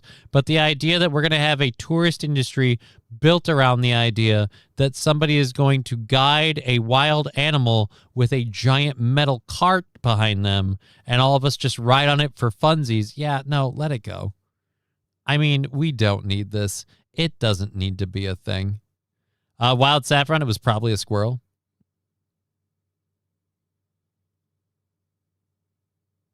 Really? The tearful please? Yeah, no.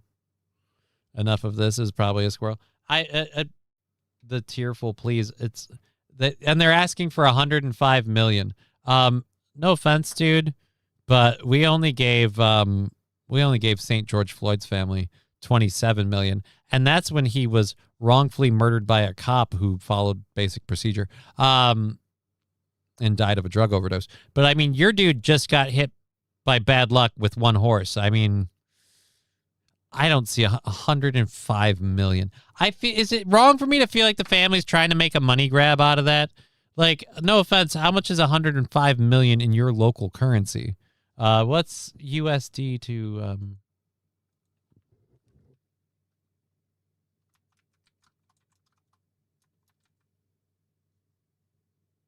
USD to the Indonesian rupee? $1 is 97.78 Indian rupees. So you want 90, oh wait, not 98, 95.78 times 1.5 million, so, or 105 million.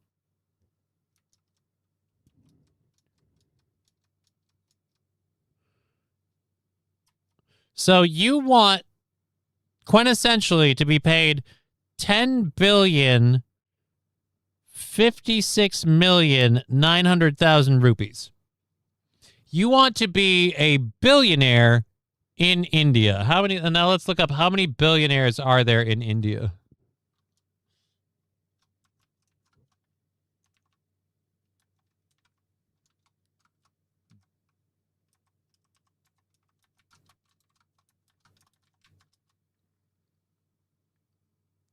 India has a population of 1.4 billion. No.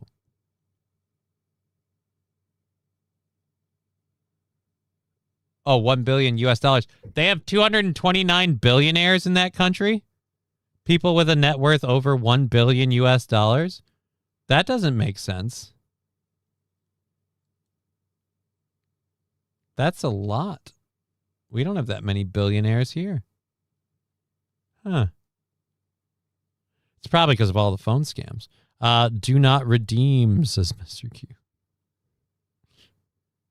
Again, 105 million sounds like a lot. It sounds like a lot for this whole thing. You want 105 million. All right, so let's just be childish and say you need $1 million just to get his body back home and again. So you need 104 million for your over-ending loss. Yeah, go fuck yourselves. You're out for a payday on this. Like, yeah, you're sad you lost your kid, but you're also out for a payday. It's so skeevy and scandalous. Ugh. Yes, Digger, very happy to see the happy poop. He should have become a doctor. Well, he had to ride that horse carriage. Again, like, it's sad to lose him. It's an accident, but 105 million? Because you guys, you chose to get on there. It's not like the horse is suddenly a conscious, free-thinking animal. All of a sudden, you knew that from the jump. Boy, Johnny really hates horse carriages. He should stay away from southeastern Ohio and Pennsylvania or any places with the Amish. I said earlier, Wild Saffron, the Amish are the only people I give the excuse to the horse-drawn carriage.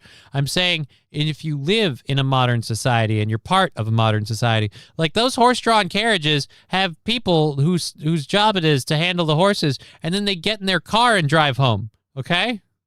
It's not okay. And thank you for the treat and the 5 jewels. We really, really appreciate it. We got about 30 minutes left in the show. We're all but done over here. Thank you for hanging out. Thank you for the 5, Mr. Q. If you want to throw in the PayPal, Venmo, Streamlabs, Super Chats, Rumble Rants, those are all there. I'm going to have to treat myself. It seems like you are.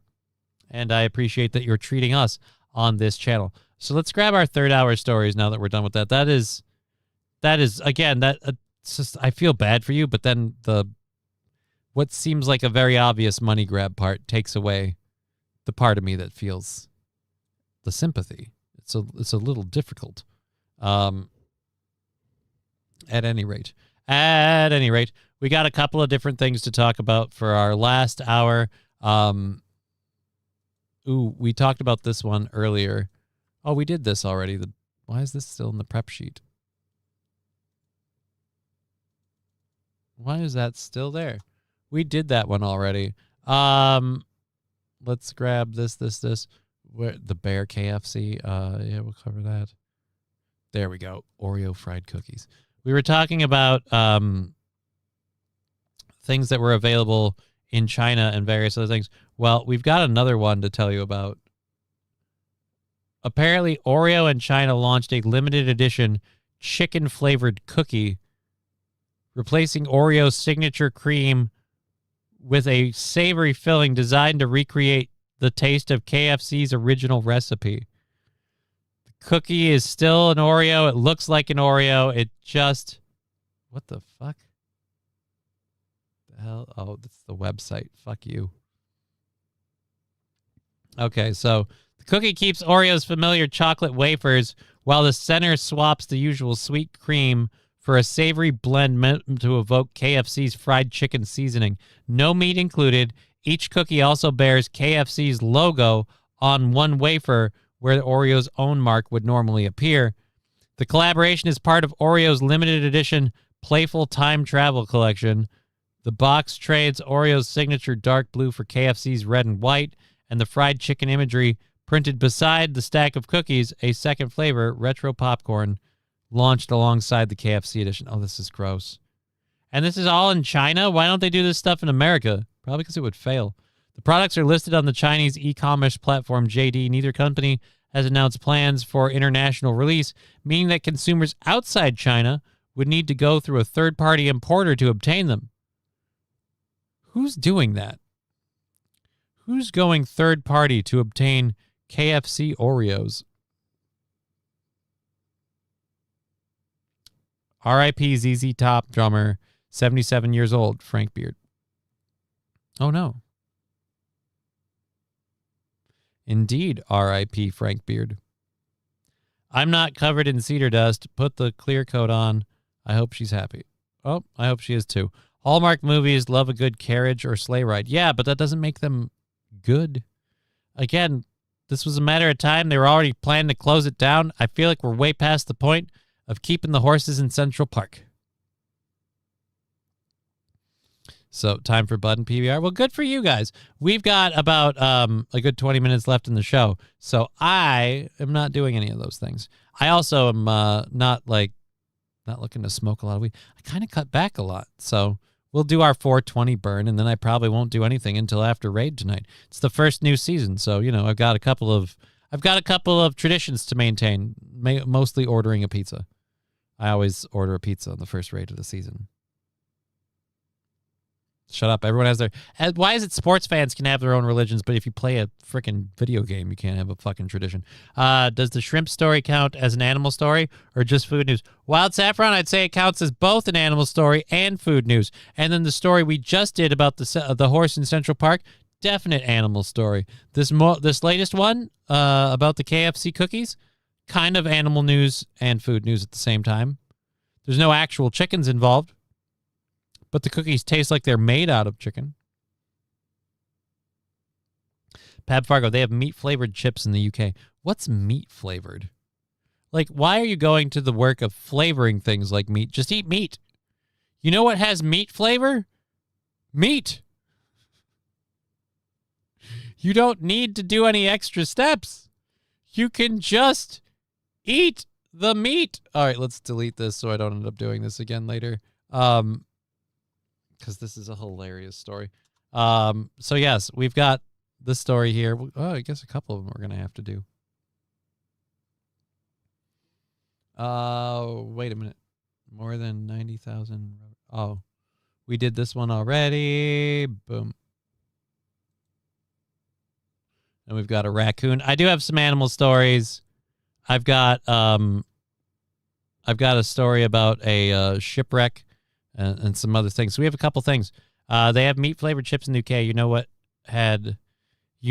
what had beef dripping flavor, Johnny? McDonald's fries did. No, they don't. They get fried in the same fryer as the nuggets and everything else, not the beef. They don't cook the patties in the fryers, man. Savory chips are one thing. A savory Oreo sounds gross, says Digger. I agree. Steak and sweet corn supper. I don't know what the fuck. What? Nobody asked. I guess we're going to start going what everyone's making for dinner. That's a usual thing we do on this show, apparently. It's an afternoon, evening show. I don't fucking fault people, but yeah, I guess so. That's what he's making for dinner. Good for you. Enjoy your steak and sweet corn. But yes, I'd say we've covered a couple animal stories and 2 food stories. McDonald's used to use beef tallow, not oil. Maybe way, way back in the day. I don't remember when that time was a thing. Sounds like that would probably be better. I feel like beef tallow would probably be better. I bet the fries would taste nicer. Certainly seems like a healthier option. I don't hate us going back to the idea of doing the beef tallow thing, but good luck with any of that. They had that for years, Johnny. Right, but I'm saying not when I was a yet. I don't recall. Yep, we covered that. Okay, so the limited edition Oreos are a collaboration for 2026. The brand announced a partnership with K-pop group BTS, which the cookies feature a cream designed to evoke hotteok, a Korean street food with purple wafers. Ew.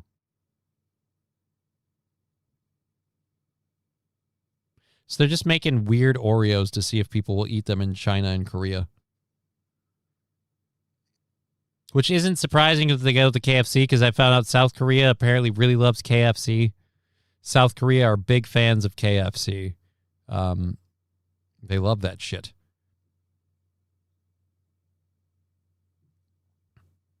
What are my thoughts on tasing dogs? It has nothing to do with what we're talking about right now. There are my thoughts. Well, it was everything tasted better. RFK Jr. is trying to bring it back. I mean, he is, but we've only got, 2 more years before we get a new president, and we'll have someone else in RFK's position, and they'll probably just undo all the rules they'll unfuckery everything, because the corporations won't want to do it if it's more expensive, regardless of whether or not people like the taste more. They're still not going to do it. So it'll work for a limited time, and then they'll probably just have someone come in, rewrite the rules, and they can go back to using that stuff again. And they will. Oreos are too sweet for me. Well, then I guess you want to be able to get some of these. Head over to China. Those ones won't be sweet for you. Hee hee hee, Johnny said meat, says Rusty Grammar. I mean, I did. Let's go exotic meats. No. Let's not go exotic meats. Why does it always exotic with you people? Just regular meat is fine. I don't know why you've got to have exotic meat. All right, so we've got that story that's a rip and read. I want to find a video first because we just did a rip and read. So we might have to go to that one. We've got a person placing cat cutouts in a vacant lot to deter an owl. We've got rescuing a dog from a storm drain. Ooh, there's another animal story. And then we've got a bear entering a home and eating leftover KFC. So we've got, who is it? Wild Saffron. We got animal stories galore. For the last 15 minutes, we've got animal stories galore. Let's go with the cat cutout first. I like cats. I'm a cat guy. So apparently... There's a strange... Apparently... Dude, this thing's active during the day. There's owls that burrow? Rusty Grammar says, exotic sounds unique, rare, and only found at one particular meat market.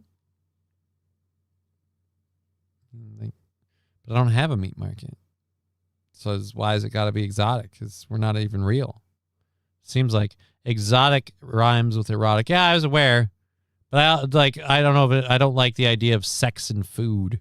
Food sex is weird. Just if you're gonna fuck. If you're gonna eat, but put the two in their each respective category, okay?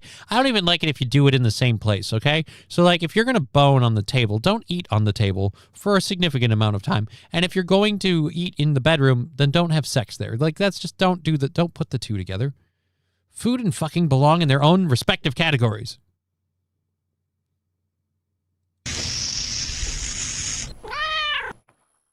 There's a strange cat and owl game playing out in Cape Coral. 6 plastic cats have been placed near a burrowing owl nest, and now volunteers found 6 more nearby.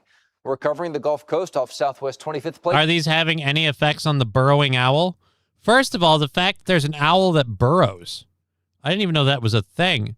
They are literally called burrow owls. Yeah, no, I'm just saying, like, I didn't realize that was a thing, Mr. Q.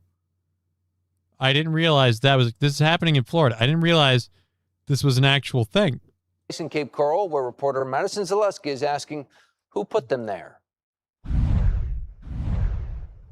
Right here, you can see someone place 6 fake cats here along Southwest 25th Place in Cape Coral, where a burrowing owl nest sits. And yeah, they placed 6 fake cats. What the f is this thing? They placed 6 fake cats. Who the hell is operating the periscope popping up out of the grass? The hell is that? that's not all. Just around the corner, Cape Coral Friends of Wildlife volunteers are investigating. Alan says, but sex is food. No. Sex is not food. After finding 6 more fake cats, but no nests. We came out here to take a look at the cats for ourselves after a viewer contacted us. You can see the black cats sticking out of the grass. I counted them. There were 6. Susan Montesino lives right next to the empty lot. Naturally, her first thought, somebody was starting Halloween early. But then she took a closer look. Well, you first wonder, and then I thought, they're trying to get rid of those owls. But I've not seen owls there, so I don't know. Volunteers with Cape Coral Friends of Wildlife inspected. They're trying to get rid of those owls, but I haven't. So how are they getting? What owls are they getting rid of? If you haven't seen owls there, why do you think they're trying to get rid of owls? Both sites. What if it's just some fucking nutjob who loves cats? I just really like cats, man. Put cat cutouts in everybody's yard. Everybody should have some black cats. Checking if any burrowing owl nests nearby had been disturbed. But they noticed someone pulled out several white stakes with colored flags. It's to protect the burrow from the city mowers. And then they come inside these posts and hand trim. Not only that, cameras have also been placed in the lot watching your every move. One volunteer with CCFW told me she reached out to the City of Cape Coral's Development Services. They told her that an environmental consultant recently inspected the burrow on the vacant lot along Southwest 25th Place. The environmental consultant says the nest was abandoned. Neighbors and CCFW volunteers. Who cares? Just get rid of the fucking birds. Wonder if the fake cats were placed in the lots as deterrents to discourage owls from returning. It looks like the lot was up for sale and the sign's gone. Covering the Gulf Coast in Cape Coral, I'm Madison Zaleski with Gulf Coast News. So the only way to fight these burrowing owls is with cat cutouts. I actually don't hate this. I don't hate this at all. Most importantly, because I think, especially late at night, the one who's going to get freaked out the most by the cat cutouts will be other cats. I'm all for it. Although this is Florida, how many free-floating cats do they have between all the other shit they've got roaming around there? I bet they don't have a lot of stray cats. Matthew Q saying, we have burrowing owls in southwestern Minnesota by the Dakotas. You know what? It's a low-impact way to do it. They didn't get... It's better than I would have done. I would have just filled in the nest and said, fuck you, bird. I'm trying to sell this place. So if they're just trying to do it to keep the owls out of the vacant lots, I mean, then you know what? Whatever.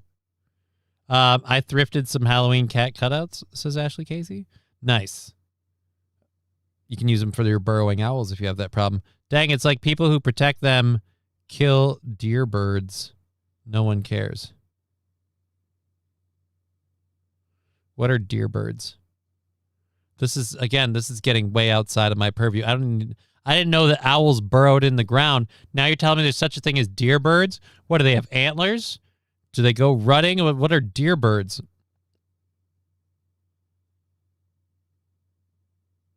I don't know what a deer bird... I've never heard of a deer bird before. Rusty Grammar, quick gaslighting about the side biz. The IRS isn't watching, Johnny. They're totally watching. And I don't have a side business. Styx was here. That's awesome. Thank you, Wild Saffron. 6 cats for the owl he worships. I don't worship an owl. Haitians have the cat population under control in East Miami. Oh, no.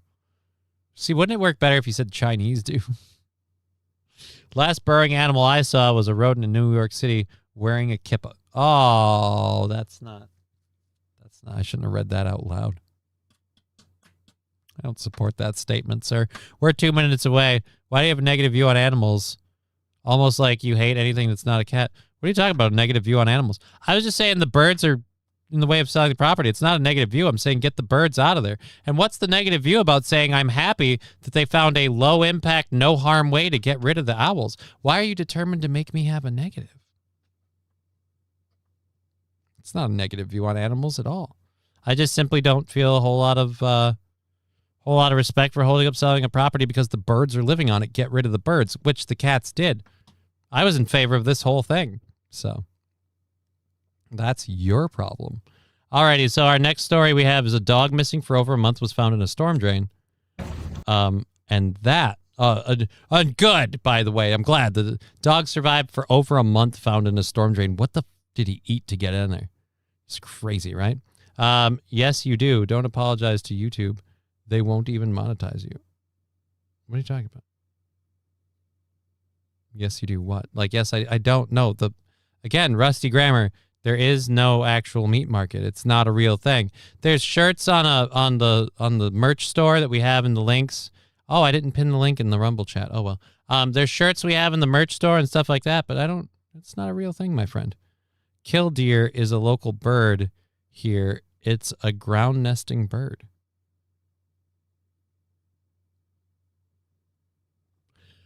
Killdeer are birds that get gnashed on the ground by cattle, and lawnmowers have crushed their numbers over the year.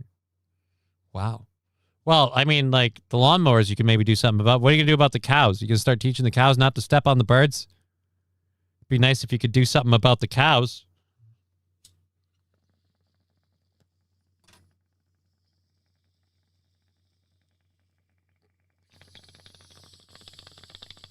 There's our 420 bird for everybody that wanted that. Hooray! Hey, there we go. 420. All right, so yeah, we got 10 minutes left in the show. Killdeer is a township near Amish country, Ohio. Well, it sounds like it's a local bird, too. It's a ground nesting bird. I wish the frogs weren't gay, says Atomic Ray, but it's too late. They are. The frogs are gay. There's no going back. They put the chemicals in the water. They used it to seed the clouds, and now the frogs are gay. The people are gay. Quite frankly, America's gay. It's all gay. It's going to be gay all day. Welcome to America, because of the goddamn corporation. And I've had it. I'm sorry. I apologize. I'm a Christian. 220 for Digger. Yes, thank you for the Digger 220. I think you like to feel power over helpless beings. I think you like to jump to conclusions.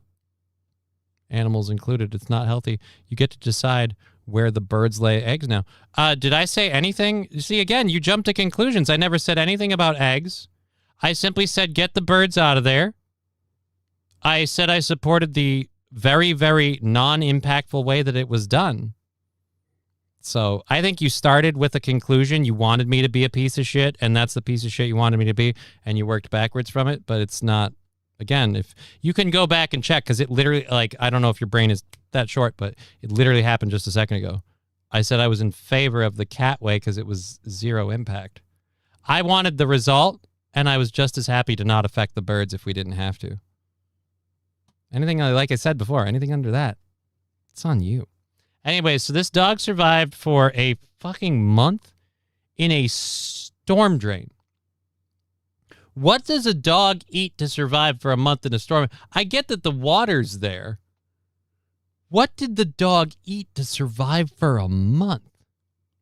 Not at all. That's a poodle. That's a poodle? I don't know if it's a poodle or not. Why? So you're saying if it's just a mutt dog, you wouldn't have rescued it? Oh, you better get on these people, Lance. It sounds like they're only rescuing the poodle because it's a poodle. Not at all. That's That's not a poodle. She doesn't have that. Okay, you ready? Watch out. How did the dog get in the storm drain? Yeah. Do you want the towel? Yes, please. You're on it. Oh, dude, you threw one treat bit down. Dog already came out. He's like, wait a minute, what? I don't trust any of this shit. What? Treats. Treats. Oh, my God, treats. Oh, baby. What did this dog eat for a fucking month?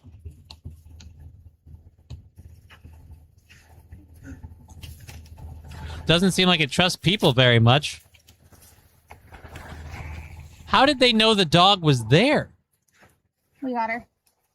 If it was a bigger owl, it would try to eat the cat, says Mr. Q. Okay. Hold her. You're going to hand her off to me. Ready? Yep. Good job. Yay! All right, so they rescued the dog. I'm biased because Tim Pool's... Oh, well, they're talking about another side thing in the chat. See, there's another... in case in point, I had that whole story up. I didn't once say anything. Yeah, whatever. Notice they're quiet now. What are you going to do? Anyways, so yeah, that dog survived a fucking month underground in that thing. Let's pull that back up. I didn't mean to close that out so fast. I want some more facts other than the lady cheering for the dog rescue. This happened again on August 12th. In San Diego County, animal service officers came to the rescue of a small dog trapped in a storm drain. Later discovered the canine had been missing for over a month. So they could have been anywhere and gotten food. Okay. Animal Services spokesperson Sir Milo Lofton. Sir Milo Lofton? Did we knight the animal services people in California? Did you guys in California give people who help animals knighthoods? Can I become a knight if I just work for animal services? See, again, Lance, you want I bet you love the fact that the dog was stuck in the drain for a month. Plenty of laughs and chuckles. Again, the dog wasn't stuck in the drain for a month. I was actually concerned for how the dog survived. I bet you really need this to be a thing, and I don't know why. You just keep coming at it with the same preset disposition. This is a you problem. You should probably address it. Dude, enough already. Dude, it's a troll, Tigger. Don't. Enough already. Do you think they respect things or listen politely? No. Just came in here being a dick. That's what he's gonna do. Don't go out. We have 4 minutes left. Don't make it a fucking troll fight.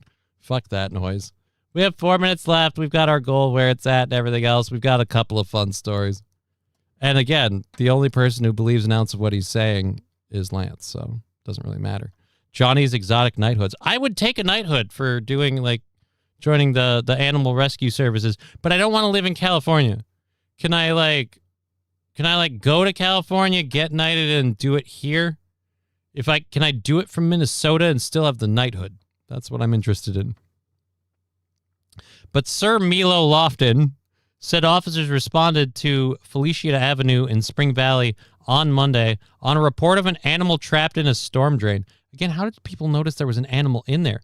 The dog didn't seem particularly loud, and if the drain, I guess you had to be able to see it.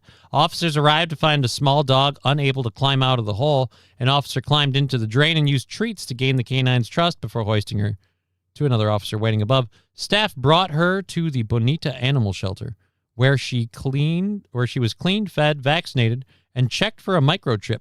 Lofton wrote in a news release that the shelter staff said she appeared underweight, very hungry, and had a dirty coat, suggesting she may have been lost for some time. A woman came into the shelter later that day and identified the dog as Teddy, a family dog who had been missing for more than 30 days. The family had been doing daily searches of the area, posting flyers and working with local rescue groups to attempt to find their missing pet. Well, hey, congratulations. You guys got reunited in the end. While Teddy was initially withdrawn, she became alert the moment she saw her owner, wagging her tail and howling with joy, Lofton wrote. Her owner expressed deep gratitude for Teddy's safe return and thanked the staff for their help. So, yeah, win for everybody. They're going to drive Grandma crazy. Who's going to drive Grandma crazy? Who are we talking about, Pat Fargo? Who's driving Grandma crazy? I don't have time to drive Grandma crazy. Show's at an end. We're at an end. We're at the end of this thing. We've done 3.5 hours. Our goal's all the way till Friday, so we'll obviously be back with Digger tomorrow to do another fun show with you, me, and the Canuck. And then we'll be back on Thursday. I think Digger will probably be taking that one off, day on, day off. I like that. I don't want her to push herself too hard. And then, I'll be back on Friday as well. So we've got the rest of the week to do that last $55, and it'll all be fine. More news stories and animal stories and fun stuff to talk about tomorrow. Digger's next show is probably going to be next week, she said. Not to speak for her, but this last Monday, she said she was probably going to hold off for at least a week. So it looks like our next show together will be us tomorrow, and her next show sounds like she might be doing it next week. Although we'll find out. We'll give you more and exciting updates on the health of Our Lady of Canada, as well as me, myself, and everything else. I'm going to get out of here. Thank you for being part of and supporting the program. We really appreciate it. I'm blessed to get to continue to do this. So thank you for being part of it. We've been Johnny. You've been an audience. It's been a fun time. You guys take care of yourselves, and bye-bye. Hey, did you hear about that brand new